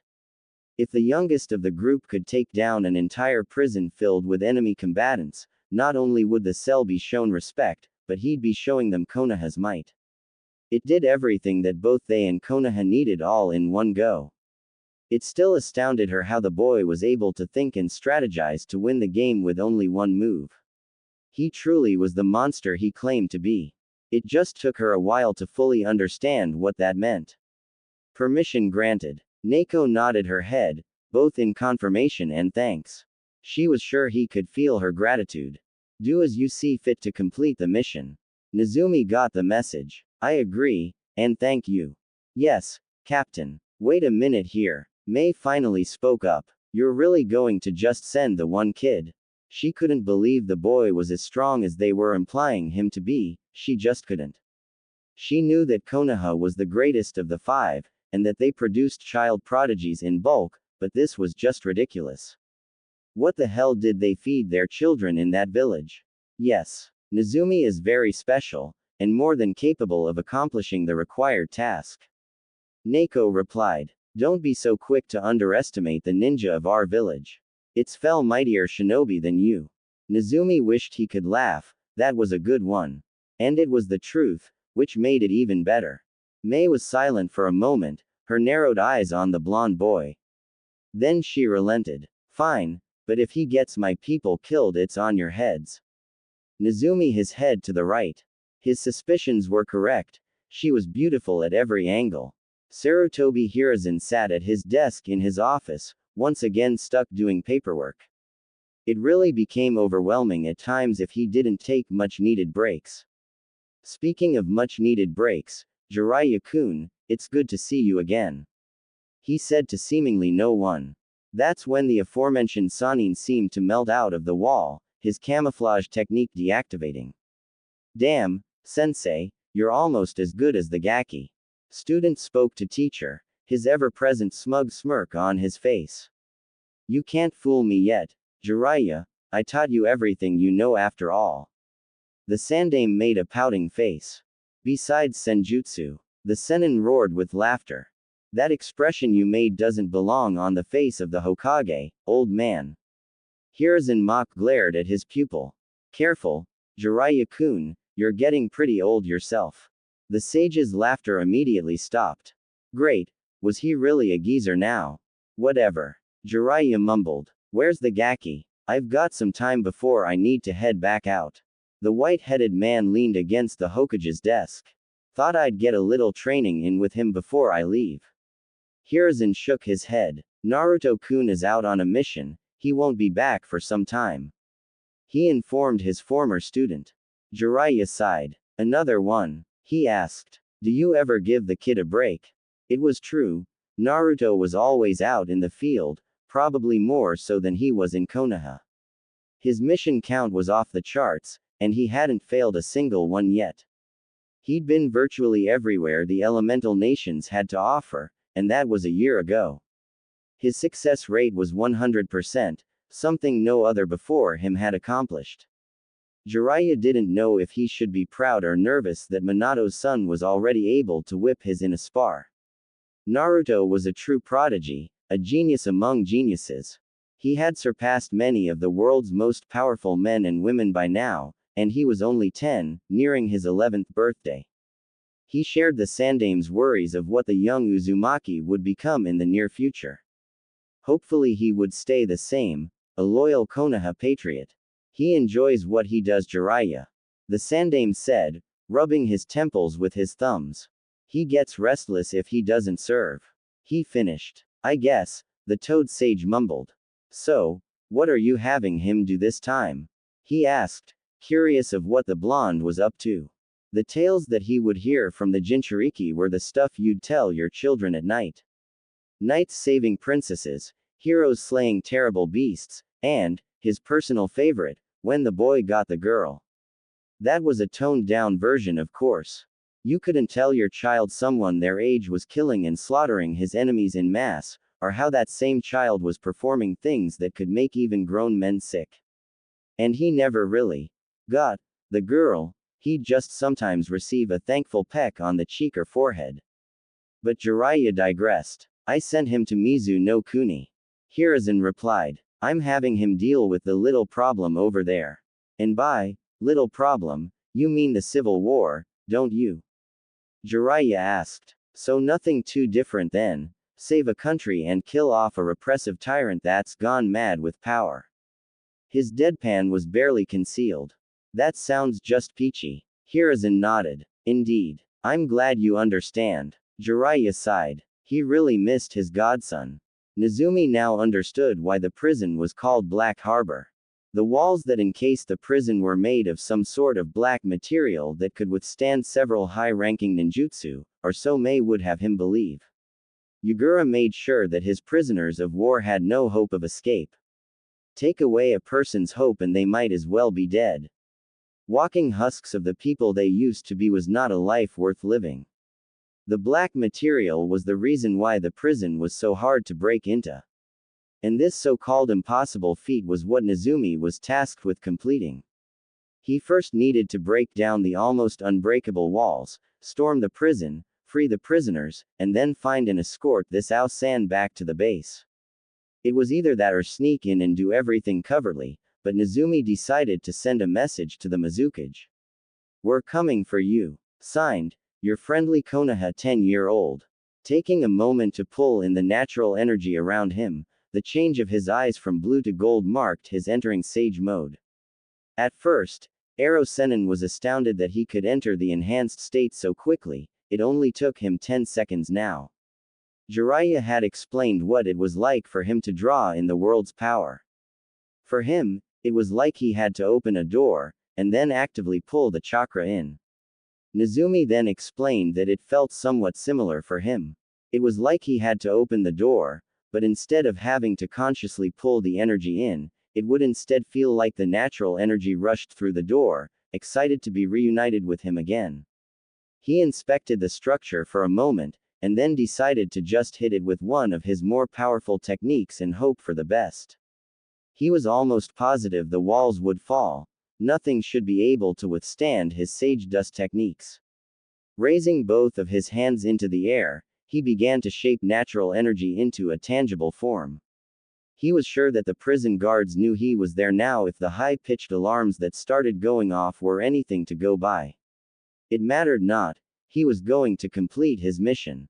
The energy took the shape of a giant golden-shaped warrior that formed around the blonde. He didn't know it at the time, but he was in a way recreating a very rare and powerful Uchiha technique. However, instead of invoking the fabled Susanoo, he called forth something much more befitting a person of his mindset. "Bishaman," Nezumi whispered, his voice only heard by the wind. "Come forth, so that I may bring about justice to those who would deny the laws of our freedom." With those words said, the spectral, molten gold warrior fully materialized, his full body armor and famed spear present, depicting a much more savage and terrifying visage of the god of war and justice. The spear was held in its left hand. Nezumi needed his right for what he was about to do. Bishaman was topped off with a fiery gold halo, which oddly enough only appeared every other time he summoned the guardian. It briefly passed through his head that he was waking up now. Naruto was who he was at this moment, so he took his mask off, even though both Inu Taicho and Hokage Gigi kept telling him to stop that bad habit, and gave the world a smile in greeting. Uzumaki Naruto, the monster, was awake. He let his arms fall to his sides. He didn't need them anymore. Bishaman did what his mind commanded. He took another second to take in a deep breath, basking in the salt-smelling air. Then, he released his might upon Black Harbor. Senpo. Kami no Migi Te, Sage Art, the right hand of God. He shouted, and within the span of 5 seconds, he rushed the prison walls, let loose the devastating technique, and the black barrier came crumbling down like it was a house of cards. The image of Bishaman smashing his right fist into anything brought a happy smile to Naruto's face, which in this case didn't matter, because he was already smiling at the world. He could hear the terrifying screams of disbelief within his target, and they only excited him more. Dropping the golden warrior, Naruto became incredibly faster, nothing but a yellow and gray blur to the men and women that made up the prison detail. His kunai met many throats in one go, and he was happy that there was so much more left. He unsheathed his tanto, intent on cutting down the 3 men who were preparing a sweetened technique. Before they could reach the last hand seal, he was at their backs, the thin blade piercing flesh. With a single slash, all 3 men fell, gone from this world. While in sage mode, his awareness was heightened to such a degree he practically had eyes in the back of his head. This awareness was to thank when he dove to his right, an absolutely enormous fireball smashing down on his previous location soon after. He took a look at the woman who had tried to turn him into ash and smiled. So she wanted to play with fire, did she? He sheathed the tanto he wore on his back, and held his hands in the tiger sign. He was going to fight fire with fire then. Kaden. Goryuka no Jutsu, fire release. Great dragon fire technique. He bellowed, and brought forth a giant dragon-headed fireball that raced at the woman with intent to kill. Her screams were all the confirmation he needed. He repeated the fury with his kunai, ending the lives of 10 more guards, their crimson blood staining his bare face with its warm feeling. He didn't quite like the feeling so much as it was just a reminder that he was doing what he was born to do. He stopped, already done with the set of seals required for the technique he had in mind for the 7 shinobi blocking his path into the prison itself. Futon. Daitapa, wind release. Great breakthrough. This particular jutsu was only AC rank, but with the amount of chakra that Naruto pumped through it, it could easily be an A- rank. As proven when the 7 shinobi stupid enough to block his entrance were cut down with the hurricane force winds that were forced upon them. He was now inside the bleak prison, time to find the control room. 4 minutes and several well-timed Rasengan later, he really needed to thank Jiraiya-sensei for teaching him the Lord Fourth's personal jutsu again. It was one of his favorites now, and he made it to the room he could free the prisoners from. He was disappointed. The enemy was far from satisfying. Ao was spending his time like all the other prisoners at Black Harbor did, miserably. The staff didn't allow them any pleasantries, they had to sit in their cells and rot. The ex-hunter Nin was surprised that they remembered to feed them. That in and of itself was a small miracle with the amount of attention they paid them. He had been stuck in this hellhole called a prison for far too long. He hated himself now for volunteering for this stupid mission. He was just terrified when Mei-sama would mishear him and threaten to take his life. That had been why he volunteered.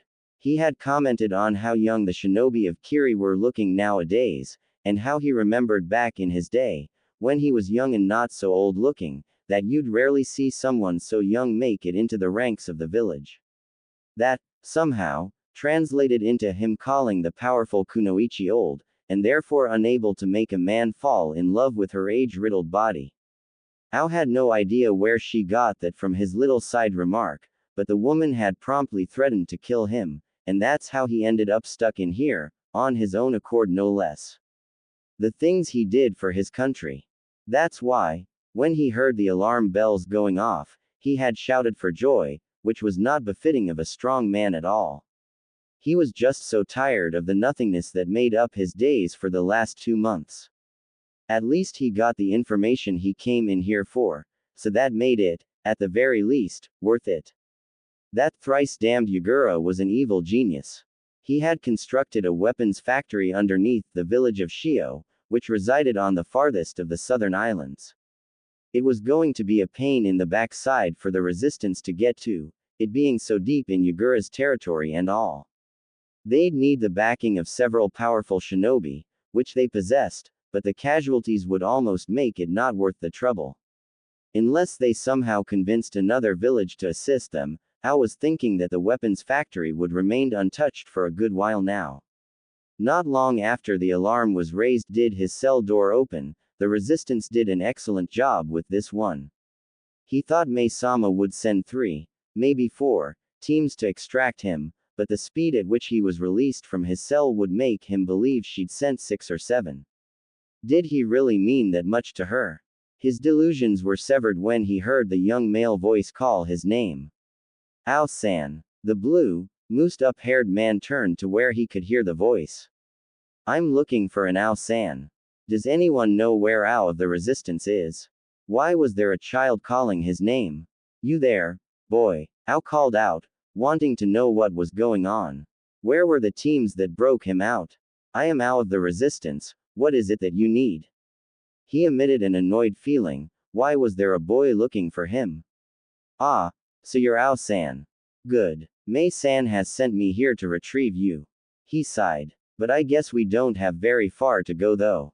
Ao raised an eyebrow. Why would Mei-sama?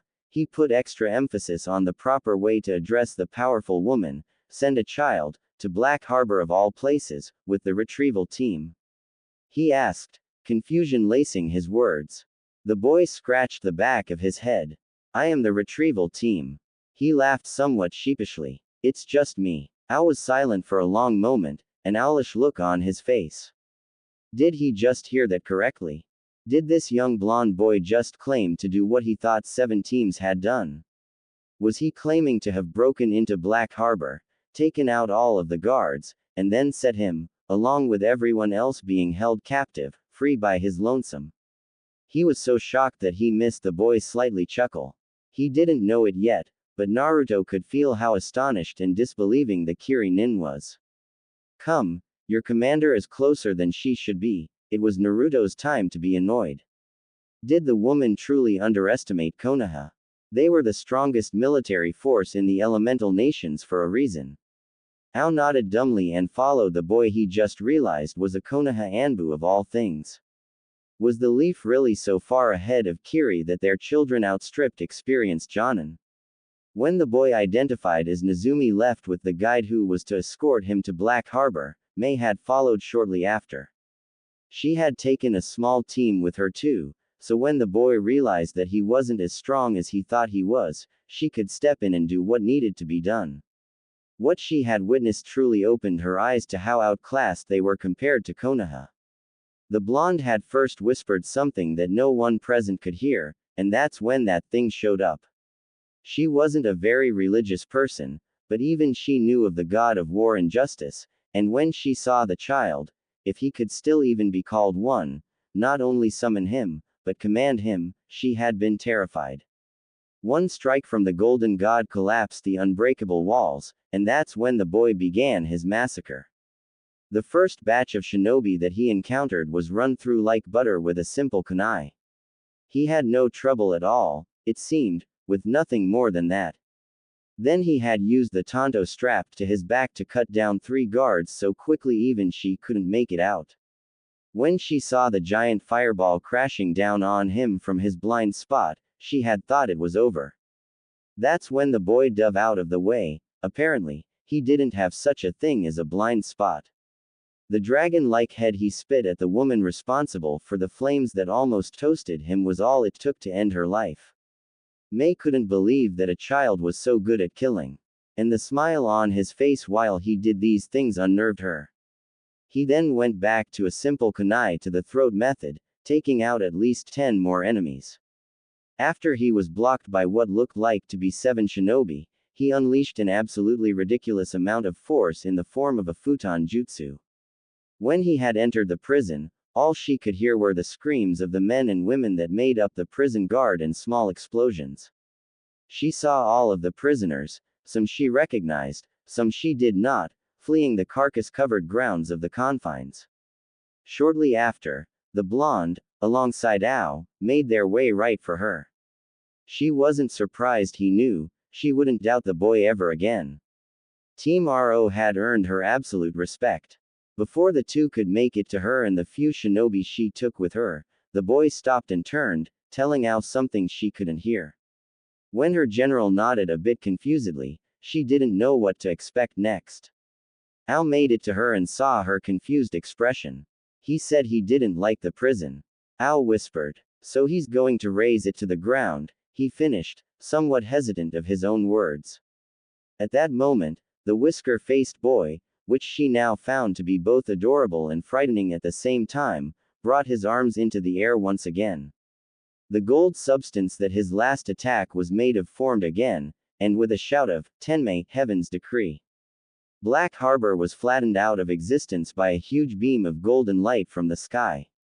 Terumi Mei had just witnessed the most terrifying thing in her still young life. She had seen a child of Konoha, no older than 10 she guessed, completely decimate an enemy stronghold by himself. She'd remember that day for the rest of her life.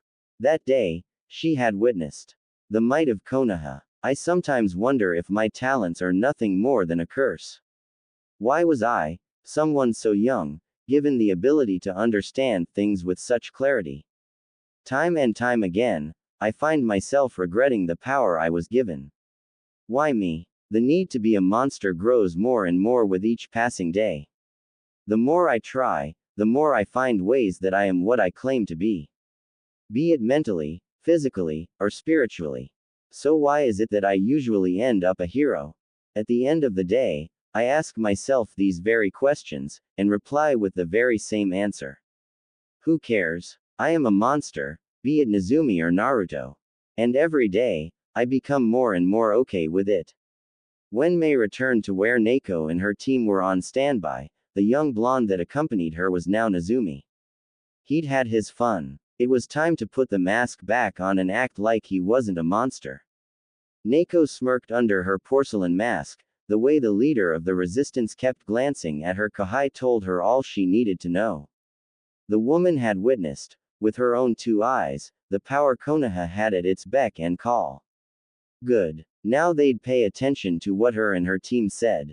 Ah, the benefits of knowing a monster. I take it Nezumi was more than efficient in proving that you have been given 4 operatives who are more than capable of fighting the Mizukage's forces. Neko said somewhat smugly. Having Mei actually say that her Kahais were only worth half an agent really bothered her, and to see how the woman reacted to Nezumi's actions made her feel more than a little smug. Nezumi knew as much, even without his abilities to feel others. Her tone said it all. Ah, the benefits of being a monster. Indeed. Mei finally said reluctantly. I'll make sure not to underestimate you or your team again. She bit out. You have my word. The woman actually looked to be in pain, sorry. There. She said it. Now it was time to move on and forget it. She would be hard-pressed to admit that she was wrong and apologize to a Konoha nin again. She loathed having to do it a first time. Apology accepted, Mei-san. Karasu replied with a respectable nod of his head. You didn't know if you could put your faith in us. Wow, this was the most the auburn-haired woman had heard the black-haired boy speak the whole time he'd been with the resistance. Now you know you can. Mei nodded slowly. Having children talking to you like they were adults would take some getting used to, if she could ever get used to it. Really? What was that village feeding its youth? Did your general get the information he was tasked with recovering? Neko asked, wanting to know if Nezumi had been used for nothing or not. For the purple-haired woman, breaking people out who were already defeated and imprisoned wasn't the best way to spend their time. She hadn't planned to spend too horribly long in this war-torn country. She had a special someone waiting for her at home after all. Yes. A blue-haired man finally spoke up. The factory is underneath Shio. Ao revealed. That bastard stuck it somewhere impossible for us to get to without losing too many of our own. Mei's fist hit the earth-made wall. Damn it. She all but snarled. He really doesn't want to lose that damn place. She ran a hand through her long hair and sighed. We really needed to hit that base. It's our greatest way to cripple his armies. Neko thought it was a smart idea. Taking out the man's weapons factory would slowly make his men's supply dwindle down, causing more of them to lose battles with the resistance, not having the equipment to properly fight back. More deaths would lessen morale, which would then cause even more deaths. It was slow and subtle, but it was a smart move. The smallest of bug bites could fall a giant, and Team RO knew it. Nezumi was practically the epitome of that very saying. Very small. And very deadly. Very. Saru looked at Neko, a silent request to speak. He was given it in the form of a nod. Mei-san, if I may, I have a proposal you should consider. Nezumi smirked. Saru might not be very lazy, or constantly spam the word troublesome, like the rest of his clan, but the pineapple-shaped hair was a dead giveaway. The man was a Nara, through and through.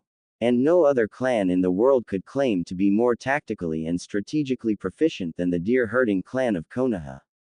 Nezumi turned his gaze to Mei and smirked under his mask when he felt her nervousness. Mei-san, he began, Saru is our team's greatest strategist. You should take whatever he says serious. He felt Saru's gratitude at the kind words. It could help liberate your country. Mei nodded, not wanting to argue with the boy's words. She had underestimated the small cell from Konoha once already, and that had proven to be a bad idea. What is it you wish to suggest? She asked him genuinely. She wanted her home out from underneath Yagura's cruel reign more than anything. If she had to play nice with the leaf, then she would. Her ego meant little if her people continued to stain the shores red. Mizu was more than ready to leave war behind and enter the nice long vacation that was peace. Too many innocents had died already. Saru once again glanced at Neko for approval. After seeing Nezumi show her so much respect, he would be damned before he showed her anything but the same. His age didn't matter. The blonde boy was Saru's hero. After receiving another movement of his captain's head to continue, the Nara Anbu operative began to explain the plans he had created in the seconds he had heard them bring up the problem they were facing. He knew it was a good idea to familiarize himself with the geography of Mizu no Kuni before leaving for the mission. That, added to his already brilliant mind, was truly nothing to laugh at. He wondered if this made him what Nezumi called a monster. He sure hoped so. After his explanation was finished, Neko and Mei were confused when they saw Saru staring at the base's ceiling, obviously lost in his own thought, and Nezumi nodding slowly at said monkey-faced man in an approving manner. Why did the blonde have both of his thumbs up? Did they miss something? Karasu, like always, was watching the happenings with indifference. Nezumi sighed in content when he fell down on the bed Mei had said he was free to use, both mask and shirt forgotten on the floor. It was the most comfortable thing the young agent had felt in a long time. The ANBU's commendations were meant to be functional and nothing more. Comforting things apparently dulled the senses. Nezumi thought it was such a load of bull. He loved Hokage Gigi, he did, but the man was such a cheapskate. Another sigh left his small lips. The bed really was comfortable.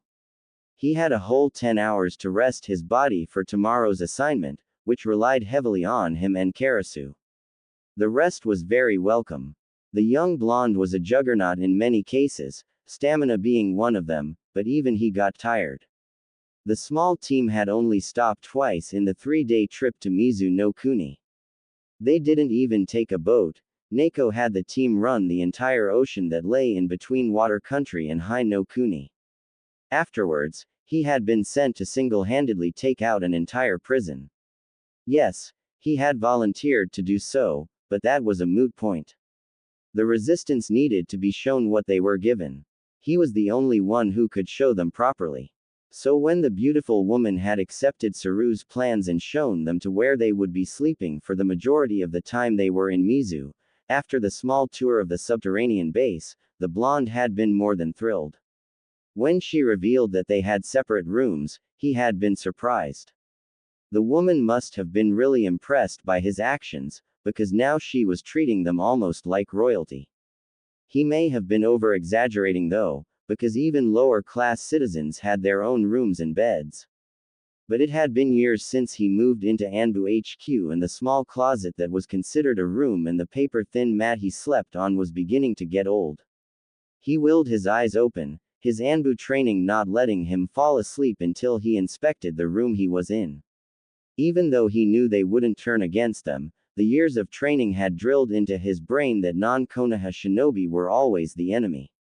He was in an average-sized room, the same color as the earth it was made from. The bed took up a lot of the space, being 4 times the size of his mat back home. Now that he thought about it, it was a bit strange. Why did he have a king-sized bed? There were 2 medium-sized nightstands on each side of him, both having random things thrown on them like someone used them regularly, also confusing. The right side of the room had what Nezumi thought to be a walk-in closet. He couldn't tell from his position propped up on his elbows, but he would wager that it was full with someone's clothing. He didn't know why, but it seemed like he was given someone else's room. It could have been on accident, or maybe the person was gone for the night or was no longer with the resistance. Whatever the reason may be, he didn't really care at the moment. He was exhausted and ready to drift off into slumber for the remaining time he had left for relaxation. In his tired state, He had forgotten to check on his team's position, like he always did when he was out of the village with comrades. Not 5 minutes after he had closed his eyes to try and relax did the door to his temporary room slide open. His eyes opened and he went upright. Of course he had to accidentally be given someone else's room, nothing could just be easy, could it? Before he could sit up completely, he was gently pushed back down into the soft sheets of the bed covers. Where do you think you're going, cutie? A female voice purred in his ear. He immediately recognized the voice as Terumi Mei, the leader of the resistance. If he couldn't feel the emotions of the woman, he would already have killed her 3 times over by now. He'd never been so grateful of his abilities. I was going to go find myself a new room to sleep in. He replied with a perfect poker face. He couldn't afford to show emotion and give her the wrong idea. This one obviously belongs to you. Mei tightened her grip on the boy's shoulder. Don't be so quick to leave a woman when she hasn't said what she wants to say. She purred in his ear again. He wondered if she actually thought she trapped him. She had to know by now that he was stronger than her, in every way possible. It's just rude, she added after he was silent. Her body and warmth did feel good. He may only be 10, but he was still able to admire the female body. It is a wonderful thing after all. And what is it you wish to discuss, Mei-san? He asked politely. He knew how to keep calm and collected, even in a situation like this one. He tried his best to ignore when she pressed her substantial bust against his chest sensually, their faces so close he could feel her breath hit his warm flesh. You seem to be a very mature young man, Nezumi-san. She replied, adding the respectable honorific to his codename for the first time since his arrival. You must have been with a woman by now, even if you are so young. She continued, now rubbing her chest against his. Am I correct? She asked, giving off the feeling that she thought she was right. You would be wrong, Mei-san. He eventually said, I am still very much a virgin. He added clinically, talking like he was speaking about the weather or something else just as unimportant. The woman's purr was absolutely sensational. So I'd be the first to taste this incredibly yummy-looking flesh then. She licked the boy's bare neck. Good. Naruto sighed. He really hated to have to do this. He took her wrist into his hand, gently guiding it away from his body. I'm sorry, Mei-san, but I cannot sleep with you. He sighed again. He really hated his abilities sometimes. I feel I am too young at this time to have. He pulled her other hand off his body. I hope you can understand. He finished, sighing once more. Mei pouted. Don't be like that, cutie, it's normal for shinobi to have at young ages. Our lives aren't very long. She tried to reason with the boy. It was true, too, shinobi weren't guaranteed to live long in their line of work, and so releasing some of their tension through was a common occurrence. Still, Nezumi was 10, and most 10-year-olds didn't even know what was, never mind be interested in it. The Uzumaki really hated that he wasn't like most 10-year-olds at times. Right now being the case in point. It wasn't that he didn't want to sleep with her, because he did, he really did. It wasn't even because he was embarrassed about the size of his equipment, because he really wasn't. If anything, he was proud of his size actually. For a 10-year-old, for any age actually, he was more than adequate. He didn't know that he had his Uzumaki blood to thank for that not-so-small gift from God. It really only came down to 2 things, one being the main reason for his refusal of sleeping with the beautiful woman. The first and less important reason was that she was still a Kiri nin, even if she was trying to bring the current Mizukage down. That didn't really count though, Yugura was an who needed to die. The second and most prominent reason was the obvious one, his age. He had no childish thoughts about the act, he knew exactly what it was and was curious about it ever since he first understood what it was many years ago, which is why he was hating his abilities at the moment. He just didn't really want to lose his virginity at 10. It was just a personal preference, was all. I know exactly what you mean, Mei. He left the san part out of her name. They seemed to be very personal at the moment and weren't in the presence of others.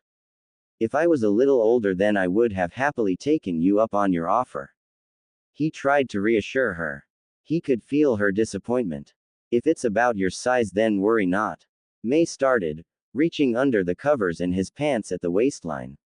There are plenty of other ways to pleasure someone, size doesn't matter all that much to me.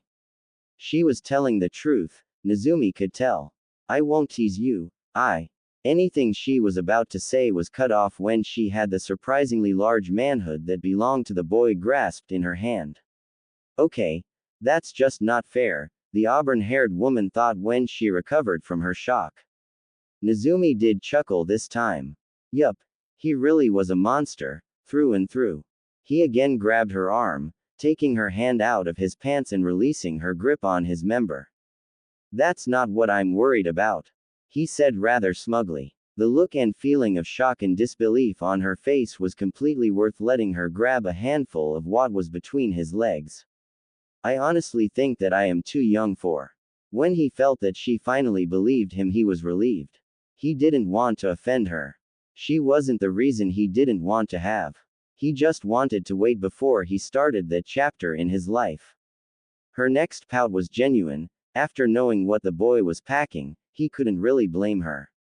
Such a shame, she sighed, getting out of the bed and walking into the closet for a moment.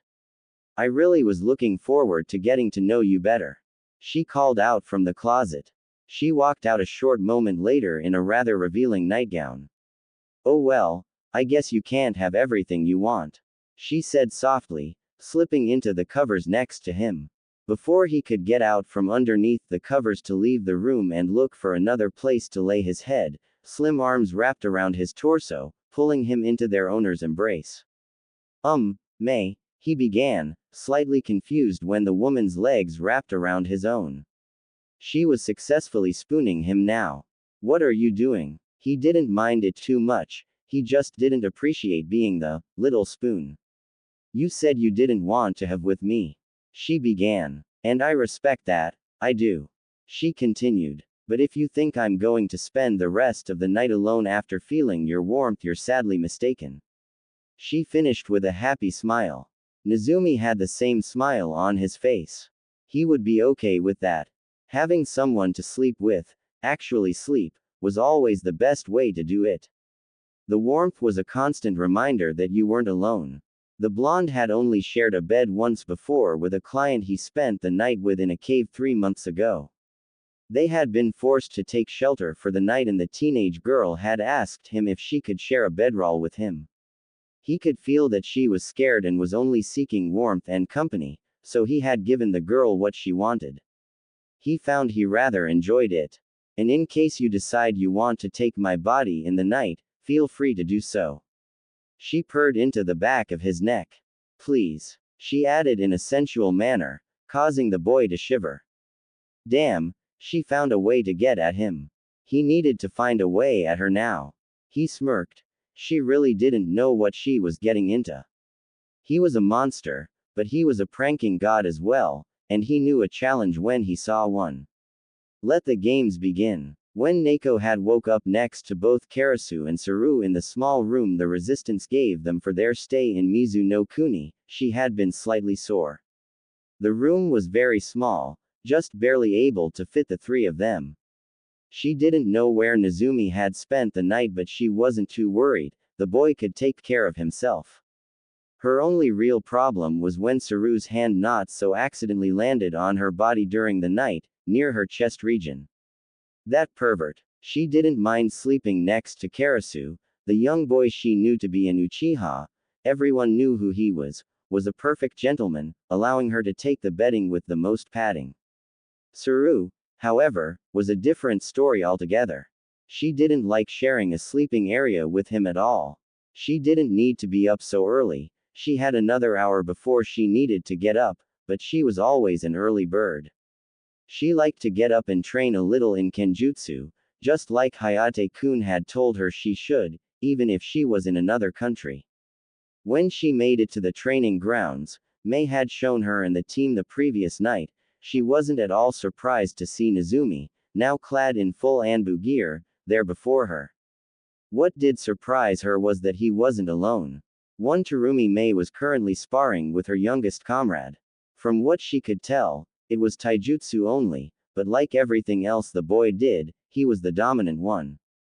To the auburn-haired woman's credit, she was holding her own pretty well.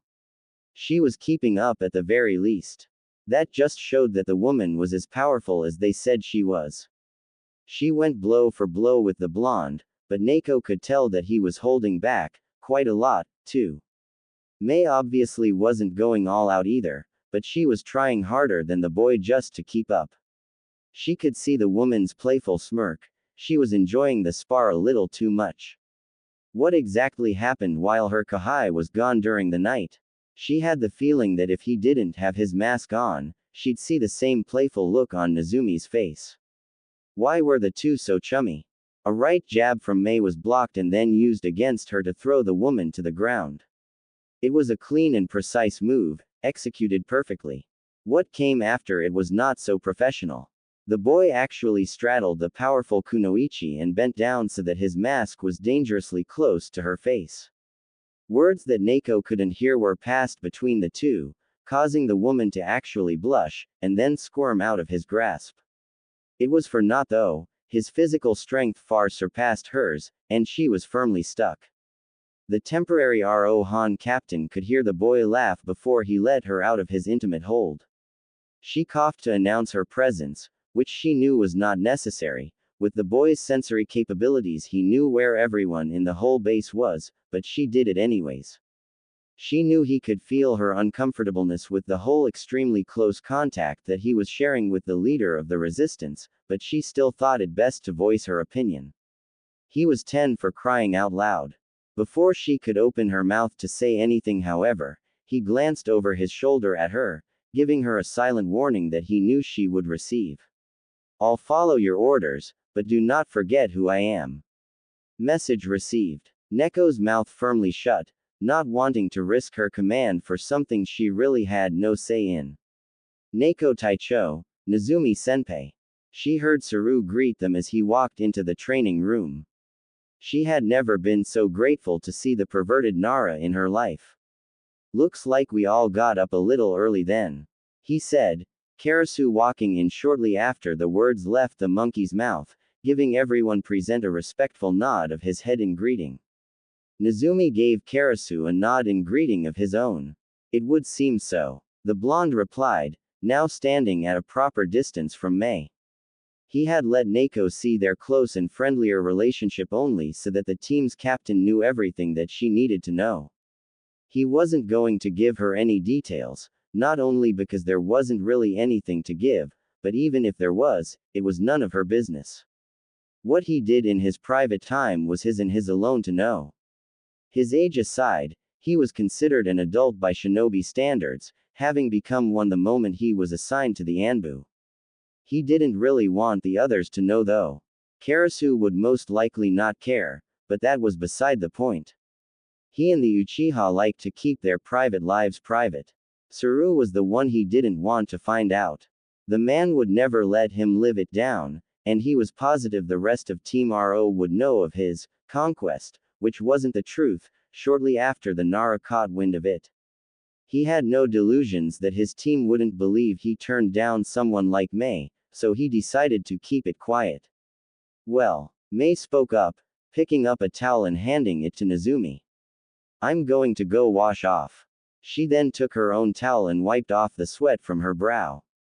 She bent down and whispered into the blonde's ear, so that only he could hear her. If you'd like to join me, you know where my room is. The woman was trying to mess with him again. Nozumi smirked under his mask. Sounds wonderful, he whispered back, enjoying her surprised pause. I'll meet you there in a few minutes, he added, feeling both her shock and excitement. He was looking right at her, but his face mask was blocking his mischievous smirk. It took her a few moments, but she finally realized that he wasn't being serious. Damn, he had gotten her good that time. He was obviously more skilled in the art of subtle, or maybe not so subtle, teasing. It was a good thing she liked the boy. If any other man tried to speak to her the way he now did, she would have melted his face off with her yoden. Or so she told herself. Denial was something she didn't have much experience with. She, deep down, knew that she could never harm the boy, even if she wanted to. He was on a different level than anyone she had ever seen before. May gave the blonde a look that said he won this round and walked away, making sure to sway her hips more than necessary, which both Nezumi and Neko didn't miss. That woman is hot with a capital H. Apparently Saru didn't miss it either. Karasu chuckled lightly. The Uchiha knew who that little display of provocative walking was for. It didn't surprise him either. Nezumi was just the kind of person that people of all ages liked, in more ways than one. Let us spar for the remaining time we have, Neko said, getting the attention of the three males she had under her command at the moment. We don't want to dull our senses.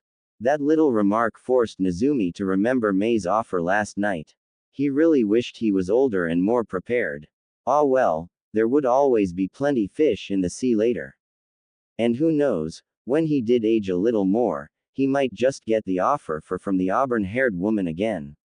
A monster could dream, despite popular beliefs. After the hour of training, the Konoha Anbu team found themselves in the large room they first entered upon their arrival to Mizu no Kuni. Sitting on one side of the large meeting table was Terumi Mei and Ao, on the other was Neko and Nezumi. Both Karasu and Saru were standing, letting their senpais sit as a sign of their seniority. It was strange to most of the resistance. They all knew that Nezumi was the youngest, yet the boy had seniority over two older operatives. Word had already spread around the resistance in the short time Nezumi had returned from Black Harbor of his actions. A lone boy had crushed the Kiri prison with ease, and that very boy was a Konoha nin sent with 3 others to assist them with their cause. The people finally had another hero, May being their first, to look up to.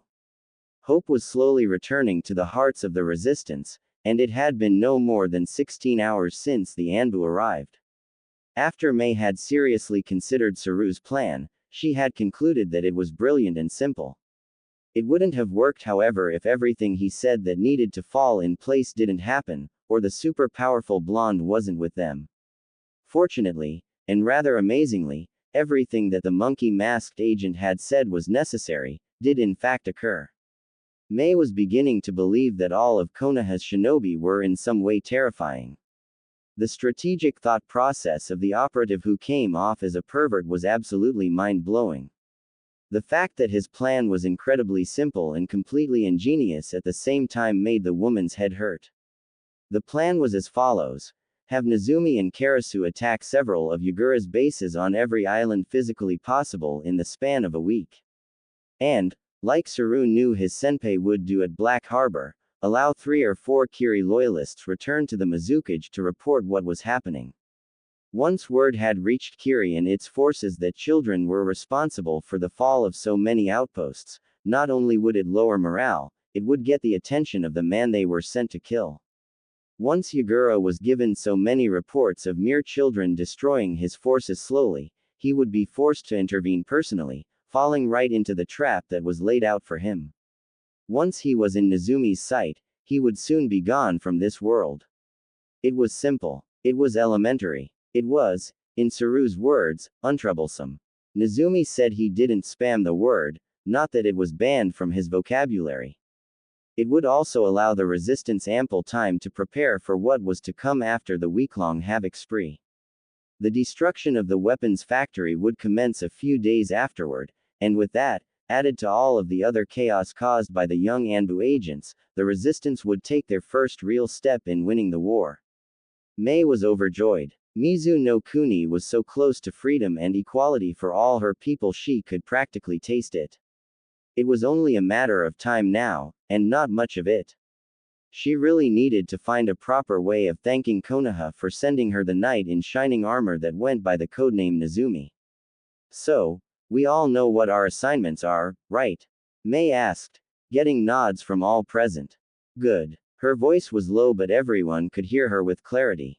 Let's send our enemies straight to hell. She finished with a smirk that Nezumi knew all too well. She had found her inner monster. The following week had gone off without a hitch. Nezumi and Karasu had been going from base to base, raising them all to the ground like it was a holy crusade. They were alone, the rest of the Rohan contingent staying with the resistance, helping to prepare for the raid that was to come. It never ceased to amaze Nezumi how efficient Karasu was when in battle. The Uchiha was only 13 and he was the closest to Nezumi out of the 4 that were with him in strength. The blonde realized that he couldn't really say anything when it came to someone's age, him being 10 and all, but he was a special case. He was born with a power no one before him possessed. Yes, there were other Sennin, but none of them were born so closely intertwined with natural energy like he was. So, for Karasu to show such prowess, with only the Sharingan to aid him, was no small feat. Nezumi could feel his closest friend's heart.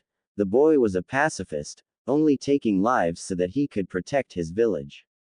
In a way, they were alike. Nezumi only enjoyed being a monster to protect his village. He didn't like to cause the innocent suffering. He was in a country torn by war to stop that very thing right now. He didn't like to hurt the weak or helpless either. He only enjoyed killing when the men and women he killed deserved it. People like Yagura, whom he was planning on adding to his already large and still growing body count. Where they differed though, was that Karasu never enjoyed killing, ever. He only did so as a means to an end. He knew the act of killing was an important factor in a shinobi's life, and he dealt with it instead of complaining. There were only a handful of shinobi that the Hokage could trust completely to do anything he ordered unconditionally, and Karasu was one of them. So they traversed the islands that made up Mizu no Kuni, bringing down to the ground any Kiri bases they could find. With Nezumi's extremely large sensory field, it was uncomplicated. Actually taking out the bases was like child's play. Without Karasu, Nezumi could have brought them down almost effortlessly. With him, the blonde almost felt depressed at the ease they were able to finish their task. Mei was telling the truth when she described the Mizukage's plan for overwhelming the resistance. Team RO had been told that much of Yagura's armies were made up of very, very green genin. The man with questionable sanity had been promoting unready aspiring shinobi, the kind of people no sane cage would ever let into their ranks, to genin so that he could fill the empty spots the resistance made in his forces. He was giving weapons to men and women, boys and girls, who had no business being a shinobi in the first place. They couldn't even use them properly for God's sake. It was sad, and it angered Nezumi to no end. The kind of person it took to send his people in the slaughterhouse like cattle was the kind of person that the young Anbu agent liked, loved, to kill. His Hokage knew of this as well, and the wrath that was the god of shinobi was already in Mizu no Kuni, in the form of one Nezumi masked Anbu operative. The man never should have touched a High no Kuni citizen. He would die for that now. Konoha would have her vengeance. Nezumi. Karasu suddenly spoke. This will be our last target before we have to return. He finished, his voice only audible to the blonde. Even though they were friends, the two hardly ever shared words. It was like a silent friendship, each knowing what the other thought of them. In Nezumi's case, he actually did know what the Uchiha felt. Nezumi replied. He already knew as much. The week had been a slow one and the blonde couldn't wait to return to the resistance. Mei had told him that when he returned, he was welcome to sleep in her bed with her again. She had enjoyed his company, too. Nezumi couldn't wait. They could see their target in the distance. Karasu activated his Sharingan. The walls were a light shade of gray. The exterior was reinforced with metals, 3 different kinds. The guard's tower had 2 men inside it. Both were of short stature, no older than 20 if their complexion was anything to go by. 15 traps set, they were getting nervous. Good. Inside the fortress, the walls were made up of some kind of hardened clay and wood. Flammable. The ground was nothing but earth. Good. The cobblestone they saw in the markets would have been inconvenient. Conclusion. It's going to be just as easy as the other 80. All of this happened in the time span of 3 seconds. Itachi had mastery over the Sharingan most adult Uchiha couldn't hope to accomplish. Time to work. Karasu could see Nezumi take off his mask in his peripherals. The vicious smirk on his face told him all he needed to know. Naruto was awake. The monster was off its leash. Time to play. You two were able to take out 81 bases in a week. Ao sputtered unintelligently. He was stricken with shock and awe. That many bases would have taken the resistance months to complete. These Konoha Anbu were terrifyingly effective. Correct, Ao-san. Karasu replied. 81 Kiri-controlled outposts or no more. He clarified, the man's facial expression slightly amusing him. Neko gave a short nod. Good. Now that we're so close to being ready to hit the factory in Shio, all of this should be finished up within the next week. It couldn't happen too soon either. She really missed her boyfriend. Yes. Mei sighed contently. And Mizu no Kuni will know war no more. The huge, heartwarming smile on the woman's face even made Nezumi smile. He was glad that he could help these people out in their time of suffering, they deserved it. When the blonde thought about it, he realized how absurd it all was. A monster was the hero, setting a land free and saving its people. Ah well, nothing about him was normal, might as well live in irony. Mei-sama, a woman Nezumi didn't recognize appeared from the entrance of the hideout. A man is here claiming to be Jiraiya of the Sannin. The woman reported. He's here to speak with the Konoha Anbu. She finished, giving Mei a deep bow before vanishing again. Mei raised an eyebrow. Did Konoha send a Sannin to help me as well? She asked Neko with an incredulous expression. Nezumi thought he felt his fellow sage. It would seem so. The blonde replied for his captain, already making his way to the entrance. He hadn't seen his sensei in a long time now. Are you sure it's him? Neko asked, also confused as to why the Hokage would send someone as renowned as the legendary Toad Sage to a place such as this. The man may be the most perverted human being alive, but he was still shown the highest form of respect, even from women, at times. He was a hero, an extremely powerful and, at times, wise man who helped in the last two great shinobi world wars. It's him, Nezumi said excitedly. I'd recognize my old arrow sennin anywhere. Mei giggled. This was the first time she'd seen Nezumi act, even if only a little, childish. It was a welcome sight. It reminded her that he was still human, capable of things besides death and destruction. The blonde disappeared into the small tunnel that led to the hut above, and when he returned, sure enough, the aforementioned Sannin was with him. Neko, Karasu, and Saru all immediately bowed their heads. Lord Jiraiya. Neko greeted. She was in the presence of a living legend. The man gave them a nod, allowing them to rise. So, the Sannin said, taking a moment to look around the underground base. What are you up to now, kid? Ah, you know, just a little mission Gigi wants done. What about you? Everyone present sweat dropped. He was speaking so casually about something so important to someone so legendary, like it was the most natural thing in the world, not to mention his completely disrespectful way of addressing the leader of Konoha. You better not be here for your research, arrow sennin. In case you haven't noticed, we're kind of busy with a war right now. He added, narrowing his eyes at the older man underneath his mask. Jiraiya waved his hand in a dismissive manner. Nothing like that, kid. He replied, smiling at his godson. I just thought I'd come and see how you were doing. I haven't seen you in a while, you know. He finished, using his large hand to mess up the boy's hair. Nezumi swatted the hand that was attacking his already messy hair away, mumbling something about old perverts. Well, since you're here, you can help us on our next assignment. The blonde said with a smirk. You can have a hand in freeing Mizu. Mei took this as a way to enter the conversation. That would be wonderful, Jiraiya-sama. That was her first mistake. With the help of both Nezumi and yourself, the resistance is sure to win. Because now the pervert saw what a beauty she was. Oh ho! Jiraiya shouted, steam seeming to rush out of his nose. And what do we have here? His voice was now annoying Nezumi.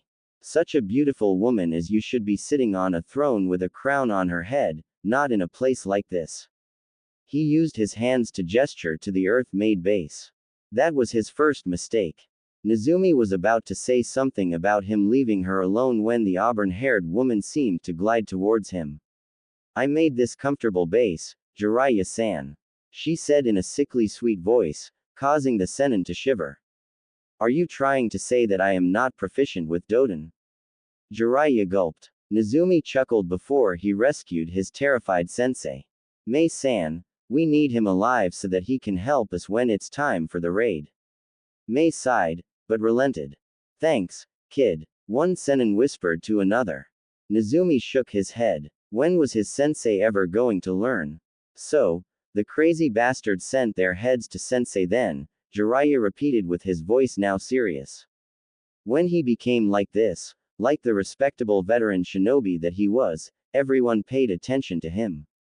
That sounds like something sensei would send someone like you to retaliate for.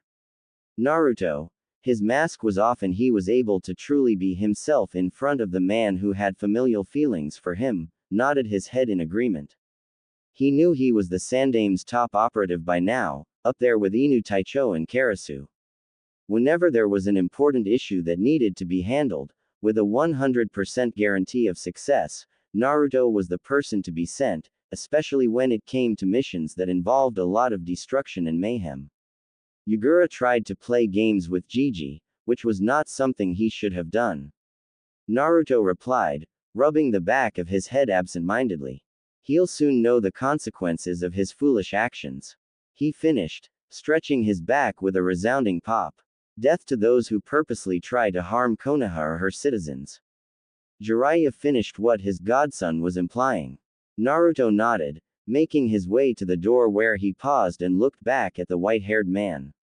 Hell hath no fury, he whispered before leaving Jiraiya's personal room.